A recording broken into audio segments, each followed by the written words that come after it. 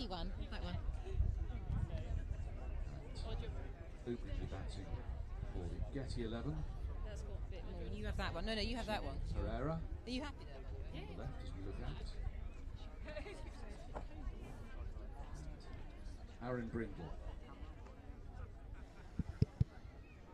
Right, well, welcome. This is a Sir Paul Getty 11 versus a FairBreak 11 here at Wormsley.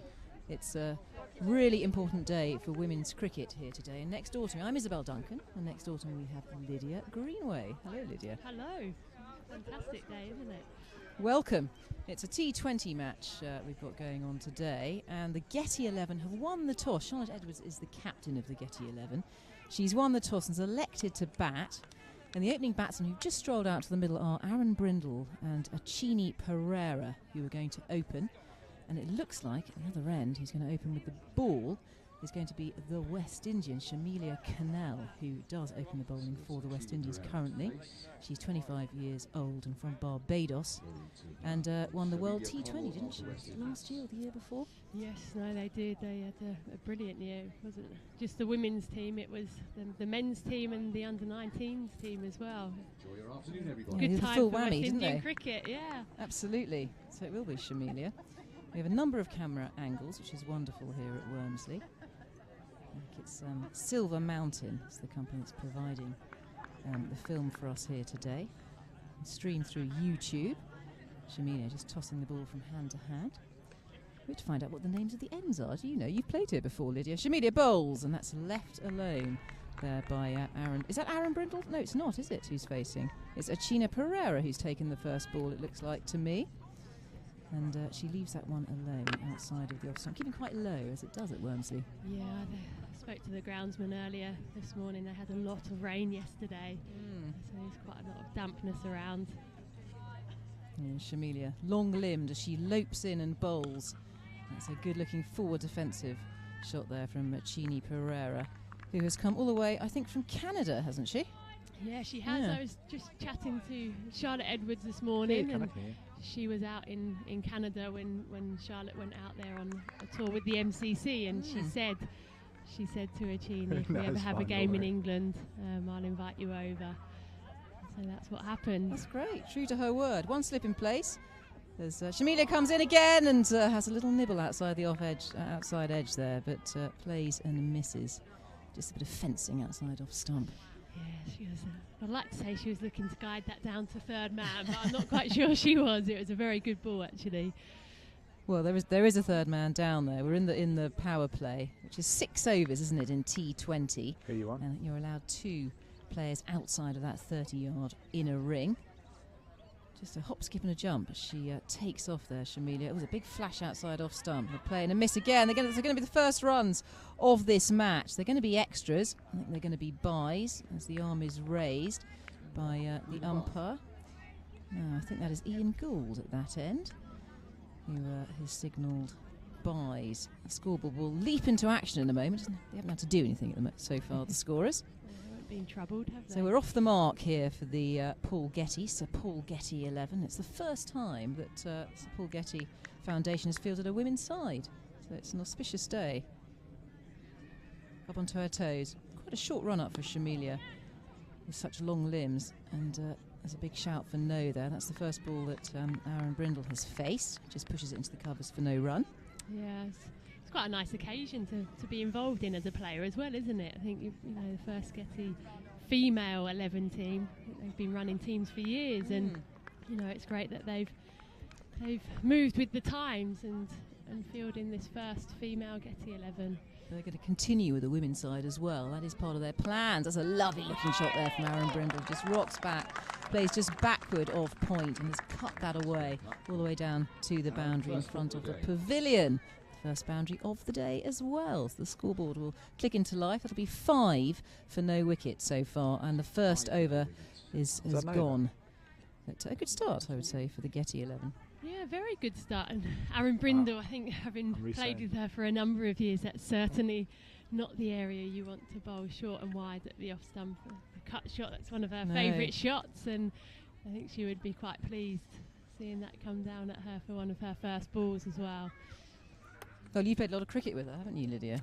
Yes, yeah, we played together. We played England together for a number of years, and then towards both the end of our careers, we played together at the Southern Vipers for the Of course, that's Super right. League team.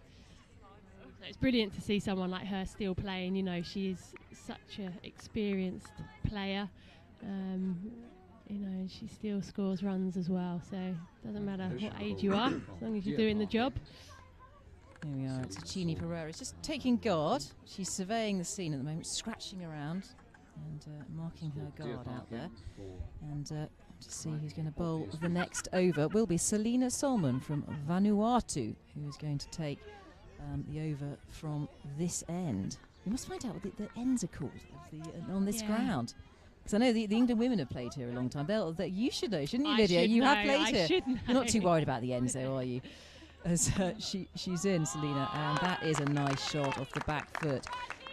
Just drilled away with an open face, hit very square down towards point, and timed sweetly there out of the meat of the bat. It's gone down the hill, down towards the scoreboard, and that's 4 more runs for the Getty 11. He'll go on to 9 now. Both batsmen on 4. These two, Aaron Brindle on 4, Achini Pereira on 4 now. She's off the mark with that shot. Yeah, lovely shot as well, just off the back foot. Didn't overhit it, just timed it. Flew through the outfield. Once more, she's playing a defensive shot. And I was forgetting to look at the screen there. I was commentating from the match, but I realised actually I think we're in real time here, which is wonderful news for people who are watching streamed. It is real time. That's a defensive shot there from Achini Pereira from Canada, friend of Charlotte Edwards. A bit of talent scouting earlier on in Canada. And here's the lady from Vanuatu who's in and bowls and follows through, and that's a cut shot, and it's a quick single. It's good running there. As I didn't manage to get it past the ring, but stole a single. And Pereira goes on to 5 with that. It was really good running there. I think, you know, when you haven't played with someone before, it takes a while to understand, you know, how they run between the wickets. Yeah. What's their get off strike sort of shot, and so that was really good to see. They both went straight away. Normally if they both go straight away, there shouldn't be too many problems. You're right, they've all been thrown in together, of course, haven't they? The first time that this team has played together. So it's a question of acclimatising as Selina is in and bowls. That's another nice shot. They'll get a single for it. There is a sweeper out there at the deep cover region, and a single is taken. It's Selina Solomon who's bowling from Vanuatu. She's been playing in Adelaide recently, and she is FairBreak sponsored, 24 years of age, and quite a responsibility on her shoulders, really, to represent cricket for her country here at Wormsley. Bowling. Here she is again, 11 on her back, and bowls. That's a nice looking shot. Just turned around the corner, gone out towards a deep square leg boundary. Just turned it into a full toss, I think, there. Yeah, she did. She played that nicely. She just reached out to it. It was probably going down the leg side, but she managed to get a bit of bat on it, and it's flown away to the boundary. Be disappointed with that ball. I don't know if she was trying to bowl a slower ball then. Looked as if it might have come out of the back of her hand. Yeah. See a lot of that in 2020 these days. Bowlers, they can't stick to the same ball every single ball. They have to mix it up a bit. Absolutely, especially in T20. You've got to have a lot of balls in your armoury, haven't you? You can't let the batsman get used to the pace, or you'll be taken apart. So here is Miss Vanuatu again, who bowls. That's a good defensive shot. It's tip and run there, and good running. Good, well backed up there from Aaron Brindle to take that single, and a good call. You've got to take everything you can. It's an event every ball in T20. Absolutely. The score now 15 for no wicket. And Aaron Brindle on 5, and Pereira at the other end on 10, the Canadian. Good start here. 16 for no wicket as the scoreboard catches up with us. Oh, it's a good start. Yeah, the FairBreak 11 have had one game together, I think. They played at Hayes Cricket Club in Kent, and they played against the Kent Girls Development Programme, so that was the best younger girls on the Kent pathway, and you know, so the FairBreak girls have had that game. And, yes. You know, the Getty 11 haven't had that warm-up game. Well, they sort of landed from outer space on Sunday, a lot of them, didn't they? And they haven't been in the country long, and really important to have that warm-up game, as you were saying, Lydia. A slight delay here as Shamilia, at the start of her run-up, Shamilia Cannell of the West Indies, picks up her heels and bowls. Just tries to play that off the back foot, but plays and misses. Quite good bounce for a Wormsley pitch there from Shamilia, using her towering height, I think, to get a bit of bounce. Yeah, she's a strong girl as well, and that has come up sort of head height for the wicket keeper. Albeit the keeper isn't the tallest, but that has still carried a decent way and at a good pace as well. Yeah, Shamilia again, pumping her arms as she comes in and bowls. Just short of a length there, goes onto the back foot and tucks that into the leg side as Pereira, well played into the gaps, knows where those gaps are, has been eyeing them up and grabs another single. She goes on to 11 now, Pereira, and the score 17 for no wicket. And I noticed the scoreboard is not putting the overs up, which I have to say, if you are listening in the score box, could you do that, because it is T20 and it's quite helpful for us. Maybe we can get a message somehow if somebody comes by. Yeah, that would be good. We'd have to try and catch someone on the way. Oh, and that's gone airborne, but it's a couple of bounces before it reached backward point, where it's fielded in the end by third man. With a good arm there, as the ball is winged back in and 2 runs are taken. As the runs continue to flow here. Aaron Brindle. Let's wait for the scoreboard to adjust. 19 for no wicket now, and Aaron Brindle ticks on to 7. She retired from international cricket in 2014, didn't she? Yeah, she did. Yeah, she had a fantastic career.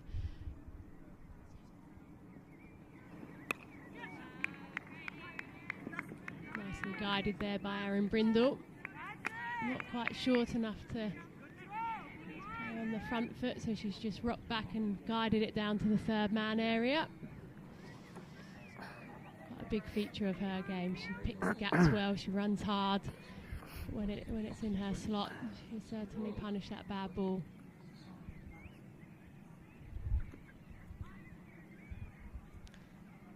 Shamilia again is in and bowls, and that's gone straight to Point, who's very square. And that'll be the girl from Hong Kong who fielded that. That's Mariko Hill. I know that because she's tall and she's got a great big ponytail sprouting out the back of her baseball cap. And is tall and elegant. She is tall. I've seen pictures of her, but I've never seen her, in stature. And she's a very tall girl. Shamilia once more bowls. Oh, and that's a bit quicker. She really bent her back into that one, didn't she, Shamilia Canal from the West Indies? Wow, and that was a play and a miss there from Pereira. She's quite a diminutive player, Pereira, and that was climbing on her, that bounce. Yeah, it was. I think if she got anything on it, it could have been runs for her, but she couldn't quite get bat on it. Did a good start though for these two. The overs have appeared. Okay. The overs have appeared now. We're very pleased on the scoreboard because in a T20 it's quite important. So we've had 3 overs so far in this T20 in this Getty XI's innings, and the score now 20 for no wicket. We've got Pereira on 11 and Aaron Brindle of England at the other end on 8. Yeah, going along nicely, picking up singles, punishing the bad balls. Selena Solomon continues from Vanuatu, and that's a nice looking drive. It won't go for 4 because there's a player out there in the deep covers just patrolling, and the ball is thrown back in, and the easy single is taken in the end. 21 for no wicket. Now Lydia, I wanted to ask you, this is etiquette for a commentator, whether if you wanted to do any ball by ball from one end, entirely up to you, or do you want to add just colour to the proceedings? Because I know that's what you normally do, you add colour, don't you? I do add colour, yes. It's up to you, because I don't want to steal both ends and look like a hog. Okay, you're doing a good job. I'll try and be as colourful. There's Selena Solomon, who's in again. Almost sneaks through the ball there, and there's a big throw shy at the stumps, and there's a direct hit. I got a feeling the batsman is safe, as that was really quite a quick run that was needed there. I think she was safe in the end. Yeah, she was. We won't get a replay, sadly, but from here, we're not square onto the wicket, so it's difficult to see, but the umpire is unmoved. He's just replacing the bails. He was in a good position as well. Absolutely. I think to see that one. So that's another single now, 22 for no wicket. Yeah, nice bit of sharp fielding again there. I think, was that Mariko Hill again? I think in mid-wicket there. Bit of a theme going on.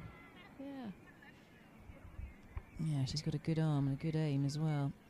Only aiming at one stump from that position. And here is Solomon. And Vanuatu is in and bowls, and that's turned into a... Oh, it should go for 4. It's sort of flicked off the toes, turned into a full toss.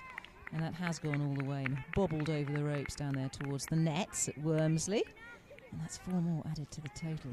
It should take the total now to 26, and the scoreboard catches up with us. Yeah, I realise that because it's being streamed, the scoreboard is not on the stream, but we have it in front of us on a little screen, so that's why we have to keep telling you the score. She just strayed slightly down there on the leg side, didn't she? With fine leg up, anything on it, it was always going to be 4. Solomon once more. Let's see how she replies. That's shorter. That's a nice length. And a play and a miss. A waft outside of off stump there by Aaron Brindle. She's trying to calm herself down. They're still in the first power play, of course. Well, the only power play in T20. The first 6 overs, only 2 players allowed outside of the ring. Yeah, they'll be wanting to make the most of this power play. Fielder's in, only 2 out. Solomon again bowls. And just gets a bottom edge onto that, but straight to the keeper into the ground. It's safe, and there is no run. 26 for no wicket. Aaron Brindle's just overtaken Pereira now. She's on 13, Pereira at 12 at the other end. We're into the 4th over of this Getty 11, the first women's Sir Paul Getty 11. Here is Selena Solomon once more, and that's pitched up. A good-looking forward defensive there, solid from Aaron Brindle. Just been thinking about the ends now. If anyone's listening, they might shoot me down, but I've got a feeling one of them is called the Dibley end. Oh, as in? Vicar of Dibley was filmed here, wasn't it? Absolutely. Or nearby. I'm sure it was filmed over that far end of the ground. So if you're looking out from the pavilion on the right-hand side, I'm sure that is the Dibley end, but I could well be done, put Lydia in my Greenway. place. Well, whether it is or not, I think that's a wonderful name. I wouldn't call it the Dibley Dobley, because that would probably insult most bowlers, wouldn't it, the Dibley Dobley end? But we could call it the Dibley end, which fits in well with cricket lingo, doesn't it, Dibley? It does, absolutely. The Vicar of Dibley end. Yeah. Which is anybody watching abroad, you don't know what we're talking about. It's a very funny comedy show with Dawn French, who's an English comedian. It's very popular in this country. She played a vicar in the village near here. Yeah. The Dibley end. So now we've got to get the other end, the non-Dibley end, but it will have a proper name. We call it the Garsington Opera end, because that's where the opera is behind us here at Wormsley. Yeah. Right, we've had a change of bowling. And I think is this the lady from Singapore, Lydia? Do you know the players here? Because we can't see her number quite yet, but we'll confirm in a moment. That's a nice shot, played with an open blade, backward of point, and Pereira gets another single. The score now 25 for no wicket after 4 overs, and Pereira goes on to 13. It's another bowler, another quick bowler that we've got here. We'll see when she walks away if we can see her number. I have to get the binoculars out at this point, because we're quite a long way from the action. Neat pair of binoculars. Look at them, my national trust. Binoculars I inherited from great Aunt Phyllis when she died. Where the fluffy bit is to switch it off. Yeah, we'll find out what her number is at the moment. She's running towards us, so binoculars will be useful. Right arm over the wicket and bowls, and that's pitched up outside the off stump and is almost hit too well as it reaches mid-off pretty swiftly, and a run is not taken there by, I think it's Aaron Brindle, isn't it, who's facing currently. Do we have a number there? I think it might be 18. My eyes aren't. I think you're probably right. 18. I think it might be a Kanksha Kohli from India who's currently bowling onto her toes. Medium pace. Again, played with an open blade. Oh, there's a bit of a mess up here. Is it going to be a run out? Should have been a run out. I think a better throw, it would have been a run out. But in the end, Aaron Brindle is running to the danger end there. There's a miscommunication. And I think, Lydia, you were talking about sometimes players being thrown together in teams they don't know, and that does happen. Yeah. About miscommunication, I don't think there was much communication. I think Aaron Brindle looked up and saw Pereira charging towards her. Right, from the Dibley end once more, and just an attempt to play that down the leg side, but a play and a miss. And there's a good take by the wicketkeeper there. The wicketkeeper being Lakshmi Yadav, also from India. So I think we've got a Kanksha Kohli from India, who's also FairBreak sponsored, who's bowling, 28 years old, from Bangalore, if we've got that right. I could be wrong, but we're trying to find out the number. So far away, Lydia. I know. We need X-ray vision for that. Yeah, we need to be up at the Dibley end, don't we, to We see do. this one? As once more she bowls, and that's fielded well at backward point. Just charging up the wicket there is Pereira, looking aggressive. I like the look of that in 2020. You're on the move a lot, aren't you, in 2020 cricket when you're batting? Yeah, absolutely. I think as a batter, you have to try different things, move around in your crease, and not let the bowler settle at you, and that's certainly what Pereira's trying to do here. I can confirm that is number 18. It is a Kanksha Kohli who is bowling. Here she is again. She's up to the wicket and bowls, and that is a lovely shot. That is creamed away through the covers, really got to the pitch of the ball and gave it the kitchen sink there. And 4 more runs added to the total.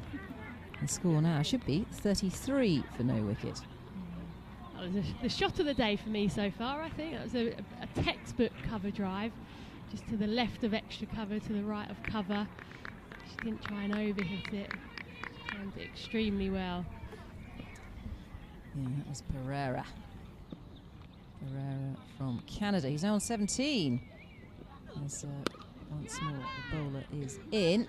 There's Kohli, and that's just defended into the ring. Doesn't get it past the ring, and it's a dot ball. Not too many dot balls at the moment. 33 for no wicket after. It should be 5 overs. The scoreboard catches up with us. And individual scores, we've got Pereira on 17, and at the other end Aaron Brindle on 14. No, they're going along nicely, these two. You know, they're manoeuvring the ball around. I think what I've noticed with the wicket actually is that the quicker bowlers actually it's a bit easier to score off because they've got that pace. But I think medium pace, if you bowled it straight, if you bowled it a good length, actually it's quite hard to get away. I think it just seems to be sticking in the pitch a little bit. We've seen Aaron Brindle try and manufacture a few cut shots, but I don't think there's quite been the pace or the width there for her. Whereas with Connell, I think she had a bit more pace, so it was easier to generate. Absolutely, I think you need that here. It's a slowish wicket, always has been a bit, and quite low at Worms. Yeah. You get quite a few LBW decisions. I seem to remember an England game against India. How many LBW? A test match. A test match.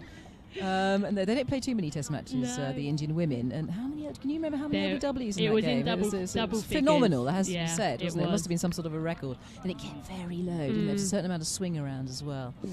Difficult batting in these conditions. It's a very gloomy day today. We've got a change of bowling, as it's Mariko Hill who's in and bowls, and that is left alone. Mariko Hill is from Hong Kong, and she's 22 years old. She has a degree in sports science. She bowls right arm medium, and she looks like a silky bowler to me. We were talking about her earlier, weren't we? She's quite tall. Yeah, she's used got her height. good height. Yeah. I'm excited actually to see her bowl. I've never seen her bowl before, but I was chatting to Sean Martin earlier. Here is Mariko. She tiptoes up to the crease and bowls. Just comes forward positively there, Aaron Brindle, and keeps the ball down. It's fielded at backward point for no run.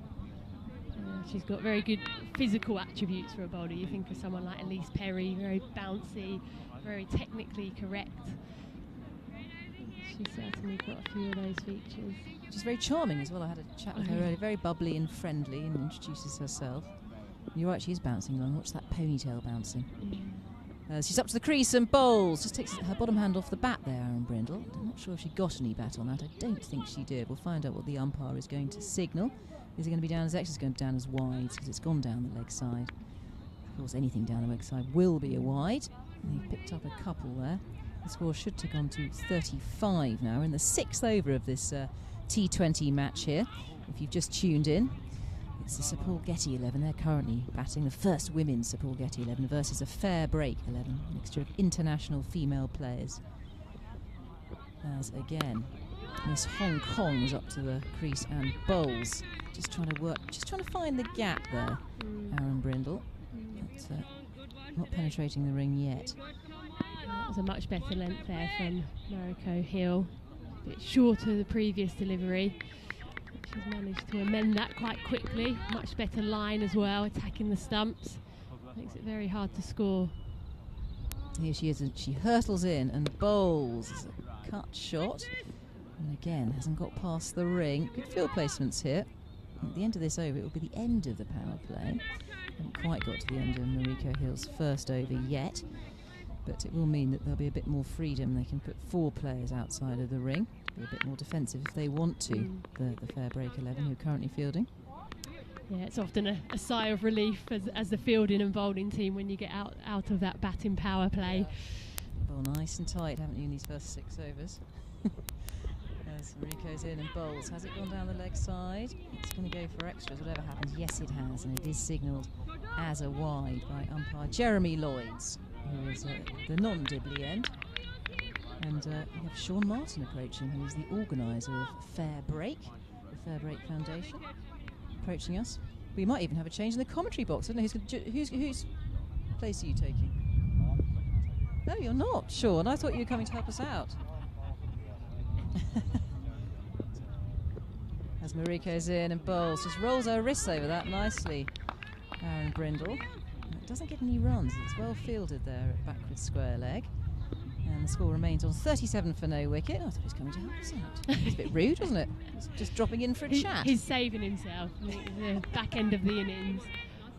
We see a few fireworks. Speaking to Charlotte Edwards, she's coming in middle order. She's eyeing up the number 7 spot these days. Well, she's been very generous. I spoke to her in the changing room and she said, oh, she's going to be 7 or 8 and she wants to give others a chance, of course. Their time in the sun as Mariko's in and bowls, and that is a good shot. Just catches the finger of extra cover. It won't go for 4. It's mopped up by deep extra cover out there, and they come back for a single. That's Alex Blackwell who's out there in the deep covers. And we haven't actually given you a team sheet yet because we haven't had time. I think I'll do that now, shall I? Yeah, absolutely. The FairBreak 11, we've got Susie Bates, who's the captain, Selina Solman, Mariko Hill, Lakshmi Yadav, Nadia Garuni, Shamilia Kanel, Divya GK, Vashali Jezrani from Oman, Divya Saxena from Canada, Alex Blackwell from Australia, and Akanksha Kohli from India. And the top 5, I'll tell you where they're from in a minute. There's going to be a change of bowling, so there will be a slight delay. Shall I talk you through the Sir Paul Getty 11 as well? Yeah, I think it would be good to. So the Sir Paul Getty 11, we've got Charlotte Edwards. There's not too much more I can add about Charlotte. Everybody knows her. Aaron Brindle from, we're going to say goodbye to Lydia here. From England, we've got Laura McLeod, who's ex-England and plays for Cheshire. Leah Tahuhu from New Zealand is here playing for the Getty 11. Lauren Bell from Berkshire, Charlie Dean from Hampshire, Achina Pereira from Canada, Mary Walter from Ireland, Nermi Ditani from Middlesex, plays for Middlesex, Kira Metcalf, Ireland, and Mia Bauschia from Middlesex. And I've got Jeff Lawson. Sorry, Jeff, I've just elbowed you. I've got Jeff Lawson next to me to my left as we continue with the Indian who's bowling, and that is played well by Aaron Brindle. For a single, there's a shy at the stumps. They might come back for a second. No, they won't. There's a shy at the stumps. It's a miss. And a single is taken. The scoreboard goes on to 38. Actually, I think it was for a no hit. wicket. Was it a hit? No hit and ricocheted. Yeah, it wasn't. It was just a. It's 2 direct throws and hits they've had so far. So the fielding's been sharp. Batting's been terrific. Yeah. I'm going to say. Pitch is good. Here we are. Akanksha Kohli continues from the Dibley end. We've worked out. It's called. Oh, she just pulled out of her run-up. Hasn't quite got her pace right. Dibley in for the Vicar of Dibley. That's right, the TV show. Have you ever seen the Vicar of Dibley Oh, with Dawn absolutely. French? Oh, one of Was that big in Australia? my favourites. Ah, that's beamed across to Australia, is it? Gets there eventually. Yeah. It does. Well, we get neighbours eventually, don't we? Lagging behind. There's once more. Oh, that's played deftly and delicately. Won't get a run for it as it's cut off by backward point. That's a lovely shot. It looks like quality player. Front foot, back foot. Lovely cover drive early. Smacked it hard. It's very promising. And Canadian as well. So she's Exactly, yes, right in yes. line for the FairBreak 11. Yeah, spotted by Charlotte Edwards, who's brought her along. Has flown in especially for this match, for this Getty game. Here's Akanksha again. And that's come out of the middle of the bat. There should be runs here as Point stumbles, is unable to retrieve that. They'll get a single for it. And the deep covers. We've got the lady from Hong Kong out there who feels that. It's Mariko Hill, who has been bowling. Yeah, got a good arm. It's a good hit up that boundary too. Only got the short boundaries in for today's game. Up the hill, but she's thrown it hard. It's hard work. And it's pretty wet out there as well, and a slow outfield. And that's a nice looking drive in the V. Another shy at the stumps though, looking aggressive out there with a FairBreak 11. And they scoot through for a single. The score now 40 for no wicket after 6 overs. So we are out of the power play now. They can have 4 players outside of the ring. We're just talking about Achini Pereira. She played that back foot shot square of the wicket and it reminded me of someone. And he just walked around the corner. That's Mike Gaddy. It didn't open up, played it hard on the offside. And there he was. Yeah, well, after this over, I might make way for Gat. That's gone down the leg side. Just attempting to have a flash at that one. Doesn't get any bat on it. Pereira from Canada. And there is no run. 41 for no wicket now. I had to keep saying the score because, of course, the people at home watching this can't see the scoreboard unless it comes into view, which is now and again. Yeah, it's Not sure what's a winning score here. It's a really good pitch. The ball's coming on delightfully. I think might be around the 140, 150 mark. Again, Akanksha from the dibbly-dobbly end.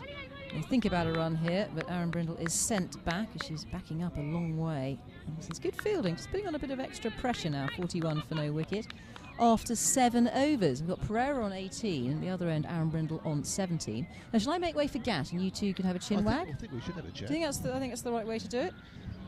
You can tell us about his current positions in world cricket. He's got numerous. I see him pointing to another board the other day when I was reading. Thanks, Izzy. The Middlesex Mauler. How are you, Henry? Who would have thought 40 years ago we'd be sitting here at Wormsley watching this particular match? You wouldn't, would you? But it's great to be here. It is. We're both capable of being here. That's a start. Indeed. And with this most picturesque setting, watching a historic game of women's cricket. It's not quite like Sydney Uni, but it's... or even the University of New South Wales. Or even University of New South Wales, or even Balmain. This is much better. Much better. It's Rico Hill. Now that's the Dibley end. That's the Dibley end, is it? Is this the Dobley end? Opera House hit? I think it's the Opera House end, this one. Yeah, you're quite right, Henry. It's terrific because behind us is an opera house, which is astonishing. Well, it's a big stage set up that they have here, and they've had it now for 3 or 4 years, and it's been fantastic. They have the opera, and they've got tents out the back, and it's in another big field like this, which you just wouldn't expect to see.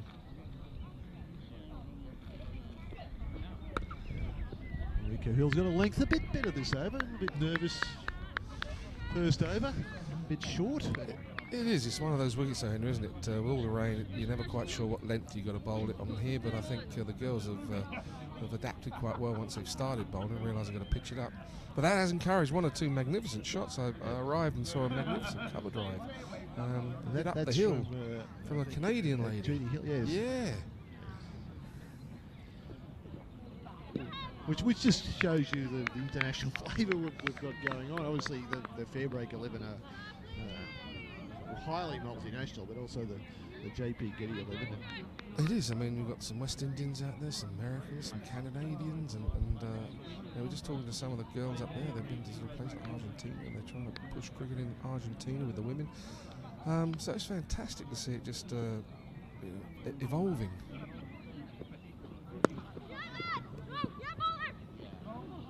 The fielding's been exceptional too, Henry. Another great bit of field. They've hit the stumps twice already since I've been here. Pretty close, but again, it really has shown to me anyway. When I sat down and watched some cricket all those years, 15, 16 years ago, watching women's cricket, and how much it's changed in that period of time.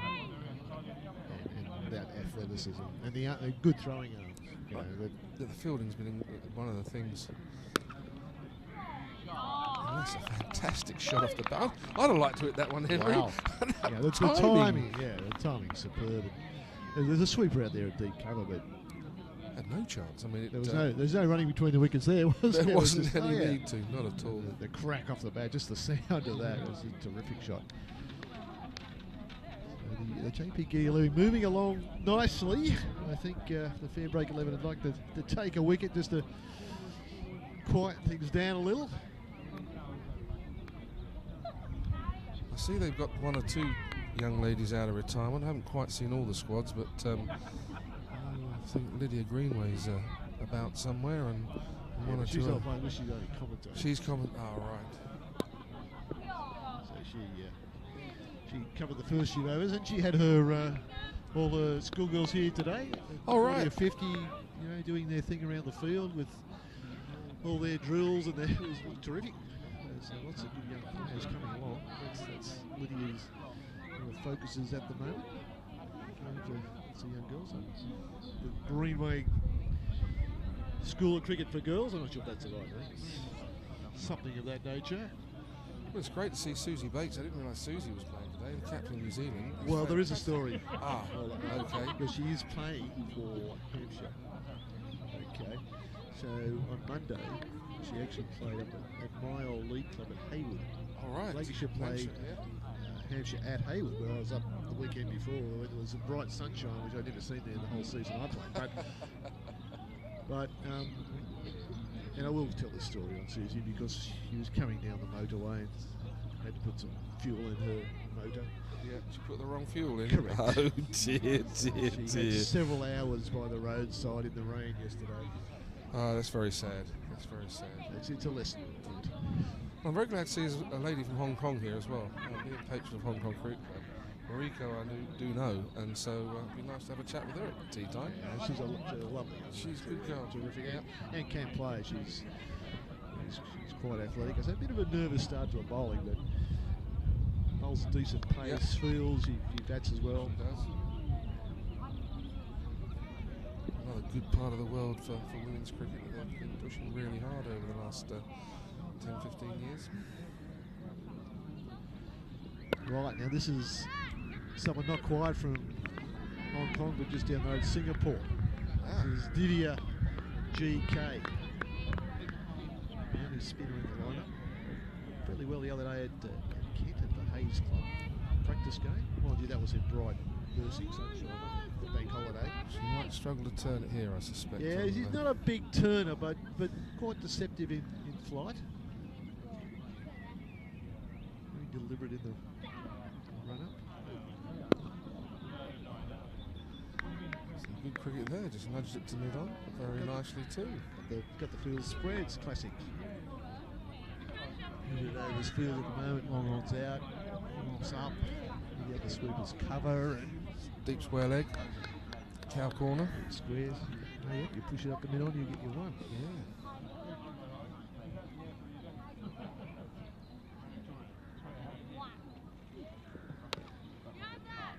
Yeah.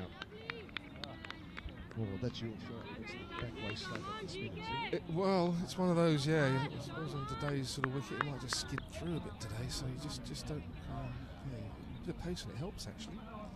It should be out there today because it's certainly not going to turn very much because of the weather and the grass on the wicket and many other things. But trying to nick another single, and they have done. Very, very well run. Yeah, went with the shot. He's a good young cricketer, this. The Canadian.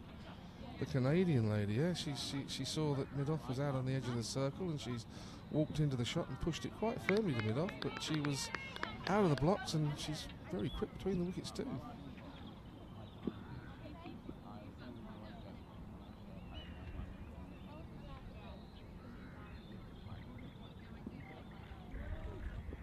Oh, nicely fired, and then the late cut. Solomon from Vanuatu fielding behind point. From everywhere, aren't they, Henry? No, they are. It's Exactly. fantastic. Got the corners of the globe covered. Rwanda? Unfortunately, Nope. You lost the that British government didn't grant our Rwandan player her visa. one.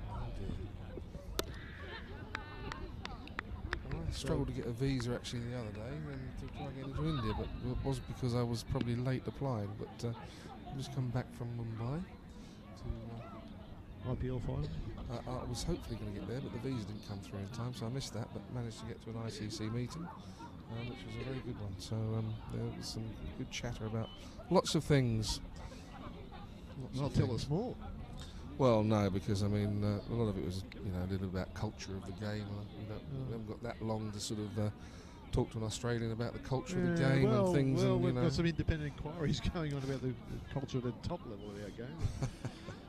But no, I wasn't going to get dragged into that. But it's no, as I say, just on my way in, just talking to Julie Abbott, who's a lady from America who I spoke to.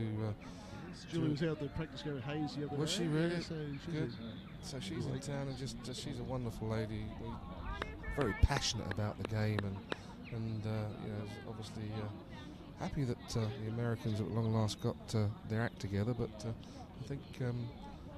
The women's game hasn't quite got the money that it needs in that part of the world yet, in Canada and America, so people are looking to sort of try and secure some more funding to help the team travel. Lots of players over there.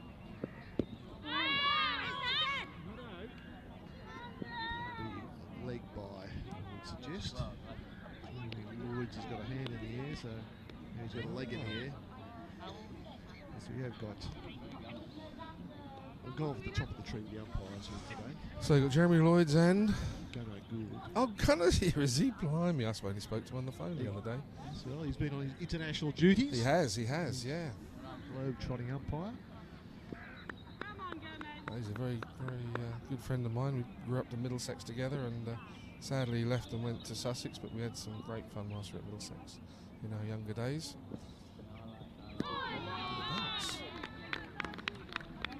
That's not the first one that's beaten the bat with that extra bounce.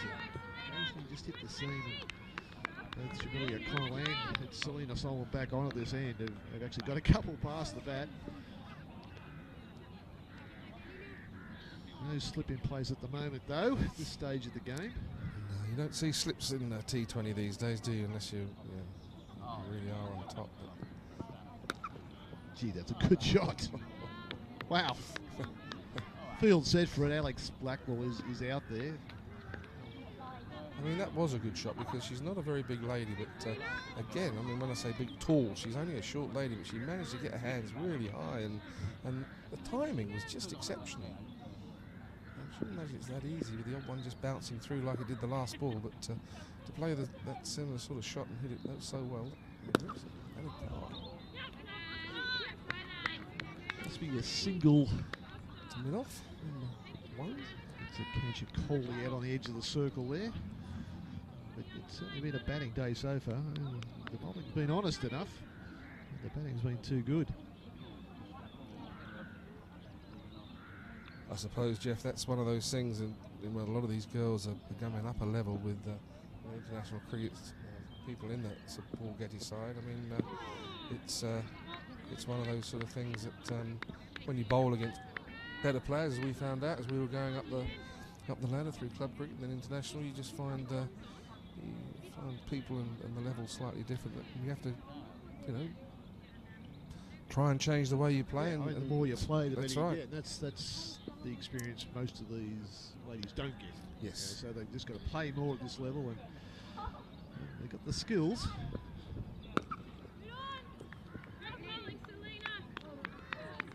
You've got to play and compete. It's not just about technique. It's transferring that out into the game time. It is. And actually watching a lot of cricket, I don't know how much they can watch over in America and Canada. I'm sure there are quite a number of channels that do put out the cricket, but actually watching how people play as well. I mean, I've just been going backwards and forwards to China for the last 4 or 5 years, and they have a very good women's team out there, or did have, till it sort of got disbanded slightly. But they too were fantastic technically, but actually understanding and playing situations. Unless you do play a lot of cricket, it's a difficult one to do, but you can do all the technical work and play really well. Oh, there's Miko. Mariko, she's a good lass. You don't understand how you have to play in certain situations.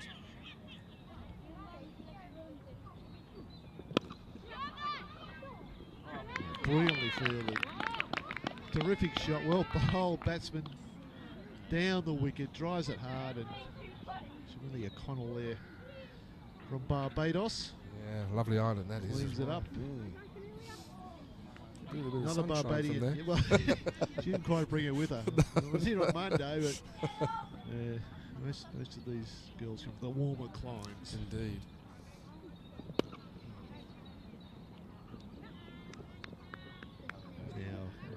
Urgency from Akini, who's keen to hit down the ground. And that's what you've got to do in this game as well.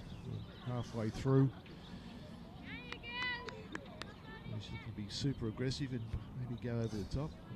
Oh, gee, she's been fairly effective hitting the ball. That's what I'm going to say. Yeah, a bit of pace on the ball. She timed it superbly. Just trying to hit it though. Is probably try and get over that infield at short mid wicket there. I think is her area. Brilliantly fielded. Susie Bates picks up throws. Lakshmi Yadav cleans up behind the stumps. That's terrific. Fantastic bit of fielding. That was the Kiwi professional. So yeah, well, probably without doubt, one of the better players in the world. Probably going to be in the top 3 or 4. Yeah. Super. And that's the great thing about this team as well. You've got Alex Blackwell and Susie Bates amongst these players, so they can learn even quicker. Yeah. Eugene GK bowls. The full. This is in the that's in there. Could be out, Could it be sadly. out? Alex Blackwell takes the catch. So the other veteran takes the catch. They were probably two of the people you wouldn't want to hit the ball anywhere near. I mean, and it just shows that the girls who are playing on both sides actually in these teams, the standards that are really being set now in the world game for women's cricket. It really has. I mean, as I say, it's just keeps improving every year.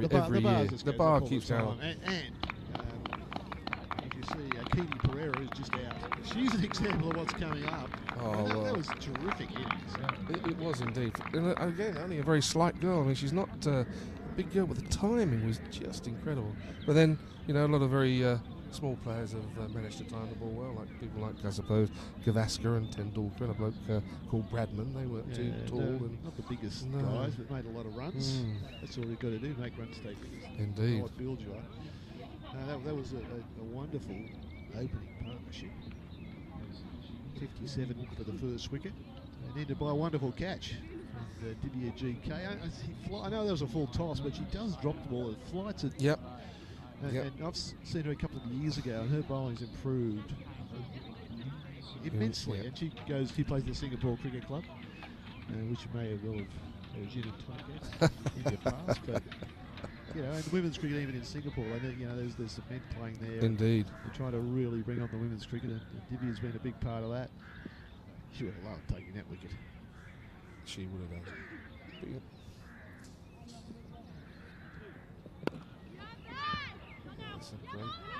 Here we go, another bit of fielding. Just got a handle, didn't she, Susie, again, which just diverted it to mid-off, and they didn't get a run. Had she not done that, they might well have done. But again, I suspect with that little lady, she gets stronger and bigger. That might well have gone over the ropes, but probably just like the young ladies, the more they play, the stronger they'll get, and perhaps in 4 or 5 years' time, as she improves and gets stronger. And it's a long boundary out there. It is. They haven't really got the boundaries in. Bates again, backhands, showing off now. Yeah, I suspect that. The boundaries are probably bigger than they're playing in the IPL, I suspect. If you just look where the 30-yard circles are, I mean, certainly the one to our right has got to be a good 65 yards, and I would suspect the one down the far side where that ball was hit has got to be a good 70 yards, maybe 80. So it's a long way. So successful over for the FairBreak 11, and that brings a change of bowling at the Opera House here. It's wonderful, that. I love an Opera House here. The Vicar of Dibley pub, which players will be attending tonight. Is that right? Valley. Very nice. So it is that end, which is I think it's the Dibley end, and then Indeed. the Opera House the other end. So that's a great. It is. Great contrast. But we're just thankful we've got some play, and it rained all day yesterday here, a bit this morning. It's been a bit murky, a bit overcast, as you can see in the background, but it's dry, there's no wind, it's supposed to be pleasant. Cricket and the spectators, there's a good crowd up on the hill. The hill brings back memories, Henry, down at the SCG. Yeah, I think the Wormsley Hill may be slightly different to the SCG Hill. A little more cultured on the Wormsley Hill. I don't know. I don't have any cultural stereotypes. Oh, bouncer. Swatted. The fast, nasty bowler's back on again. From the West Indies. Fast bowlers bowling his bumpers, yes. Yeah, we had a few of those. I can still see. Was it Malcolm Marshall who got you? It was, that yeah. Trinidad? Yeah, I think there were a few others tried as well. I bet Scott as well. Curly Ambrose wasn't from Barbados, but still breaking the jaw. Billy O'Connell, this one's a bit length, played away. Oh, bad bounce out there. Just, I'll get 2, I think. Good running, really good running. Again, just used the pace of the ball well there, didn't she? Just a little punch at the end, and it probably got to the field a little bit quicker than she expected, I think. It just skidded off the surface and seemed to just burst through the hands. But again, great bit of timing. Billy O'Connell, one of the fastest bowlers in the game. This one's pitched up and driven, and the field is not back. This will be a chase. It might not be as successful. think it's a successful I chase. think it is, yeah. Just it nearly wasn't for the lady that went into the side screen, whoever it was. She managed to just duck away there, but she'll have to pick herself up, dust herself down, but hope she's okay. Yeah, Saxena, I think it could be. From Canada. From Canada, she did really well because I think one or two might have given up the ghost there. Well, but there's no lack of effort from this. Commitment. The fielding has been totally committed, and for the most part, quality as well. A couple of little errors, but not much at all. A bit of extra pace. They've got the slip in now. To really O'Connell on. So Susie Bates captaining today. And Alex Blackwell is the able lieutenant, and it's Alex who's wandered into first. So she's standing a fair way back there as well. Well, with that bouncer just through, it was no lack of carry to the keeper, that is for sure. I mean, had that been hit as well, because she wasn't defending it, she was going really hard. It should have taken some catching had it been nicked. Short of a length and up the way to the edge of the circle. Good running again. The field's basically back on the edge of that inner circle now. So there's a lot of singles if you go with the shot. Now, the slip comes out. The mid wicket goes out. You can bet this one gets nicked straight through for a slip. Yeah, or she's going to test the batsman out with a bouncer down the leg side, Henry. You never know. All that double bluff in this sort of game in the T20, or it could be a very fast Yorker. I'm going the former. She tried, didn't she? Fortunately, that's another great bit of fielding. Rico Hill out there. Great save. Let's save one, if not two. Yeah, the ball had gone past, wasn't she? She managed to just grab it back, full length dive, and hooked it back in from the round boundary rope, and got it in pretty quick after that. She's quite an athlete. Quite an athlete, moves very well. Once again, we had that commitment in the field. A couple of full length dives there that saved a one, turned a 4 into a 3, and maybe a 3 or a 4 into 2 there. And that's what wins your games, Henry, isn't it? Without a doubt. It's never normally the 4s and 6s. It's like singles. The more singles you get and keep the scoreboard ticking, it's they're the sort of things that win and lose games like this. So we've still got spin on. WGK, Singapore.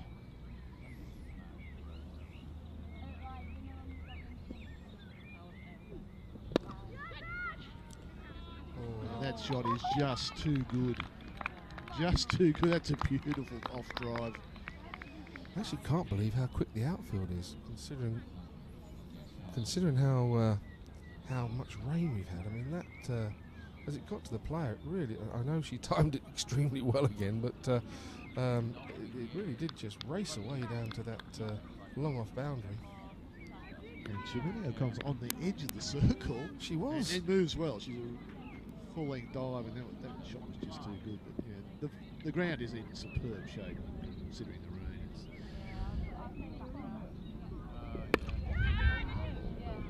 And out. So edge of the circle. Toe of the bat.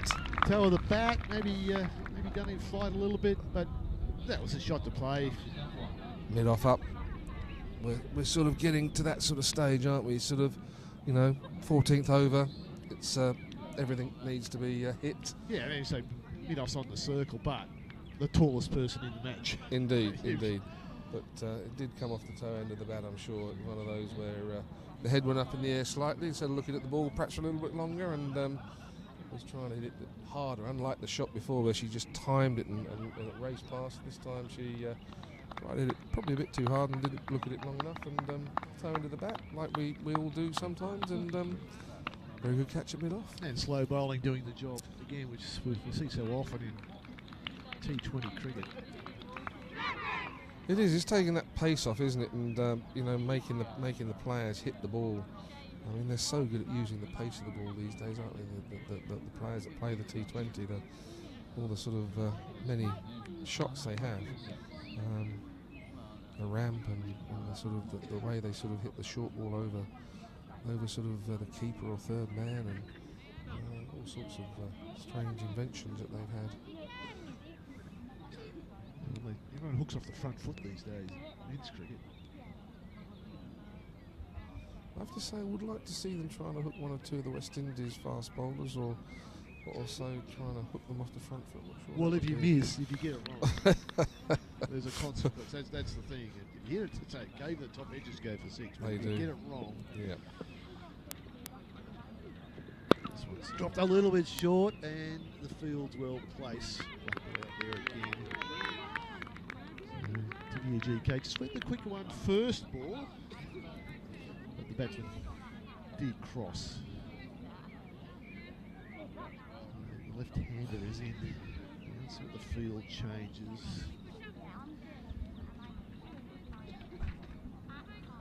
Just have a look. My vision just obscured by the monitor here, so we've got a deep cover. Point and a backward point, so the ball slides through. Extra cover, Cover. Just need 4 inside the circle at this stage. Fielding restriction in the first 6 overs. After that, you can keep 4 in. That's a minimum. You can have more if you like. Yeah. This one gets some flight in the air. This could be out. Oh no, it's 6. Well, we're talking about that boundary up the hill. Rico Hill was underneath it. And it's just, she's a tall girl as well, and it just lopped overhead. So the first 6 of the match, and it's up the hill. And it's up the hill, it's a long way too. Mariko was just probably 5 or 10 yards in, and when the ball was hit, she wasn't quite sure whether it was going to drop short or not, but it certainly didn't drop short. It went way over her head and carried over for a 6. A very good, strong hit. And I think that's the middle 6 by Naomi Datani as well. I think it might well be. We have watched her once or twice. She's a strong girl. I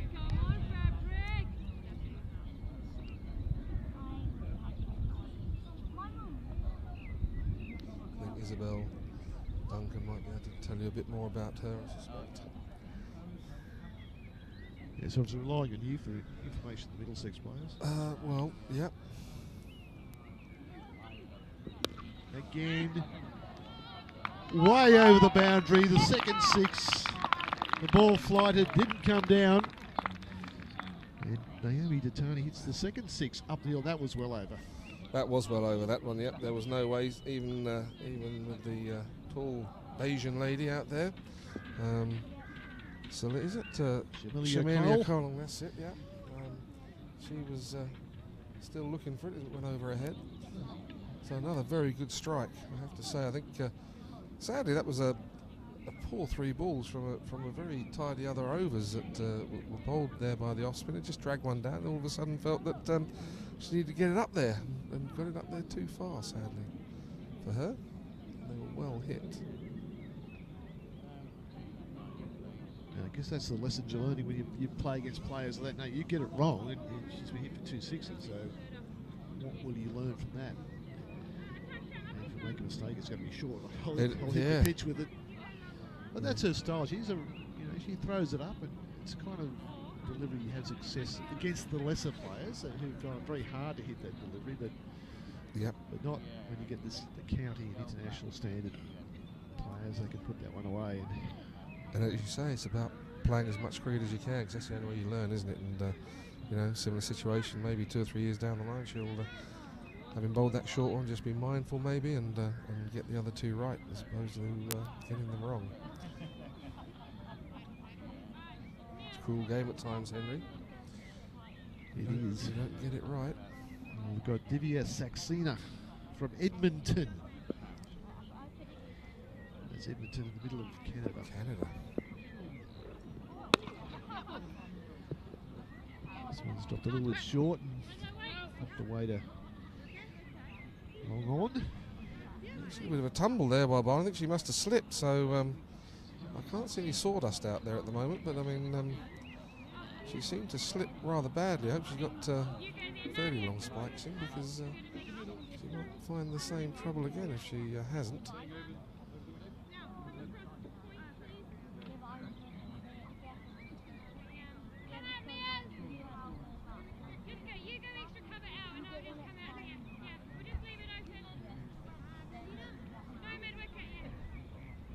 Yeah, we all looked after here. Our cup of tea has been delivered. Yeah, Izzy's done a great job here. Didn't expect that. So you can't do without the tea ladies, Henry. They're the best people in cricket outside the players. This one's a little bit full on leg stump. Selena Solomon out there cleans up and whistles a throw in. It's a long way out there, Henry, I tell you. I reckon that's a good 80 yards, you know, where she's just fielded that one from down at deep backward square leg. That is a long boundary.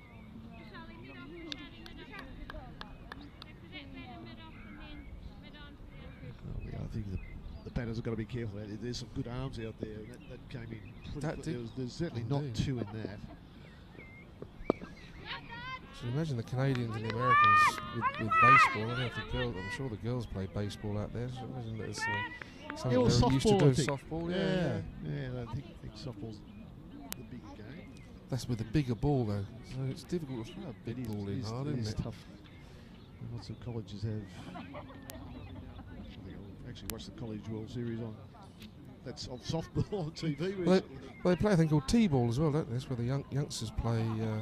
They stick a ball on it like a stump, and they play this thing called T-ball where they first start. And they all have gloves in that as well, I know.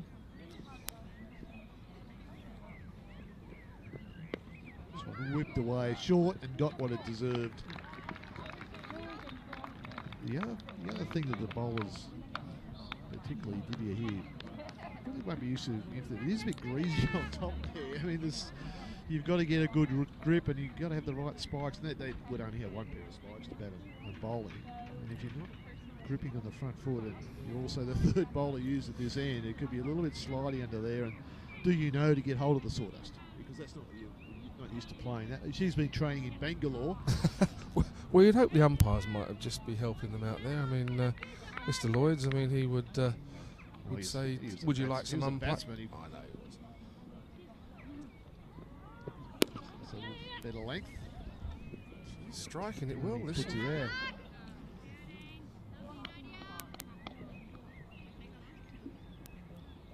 Just a single on this occasion, up to mid-on. The length not quite there at the moment. From Didier, who also bats high in the order. So it's not the best time to be bowling in the sort of late overs. It's when it's all on, and if you don't get it right to start with. Yeah, when is the best time to be bowling in T20? Well, it's also very probably about 8 to 12 overs, I suspect, in between the 8th and the 12th. And Mayhem's gone before you in the first 6, trying to get them, and then they're all sort of.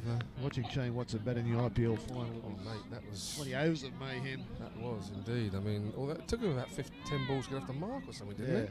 Just quite incredible. And then just demolished. He couldn't run, so he didn't bother running.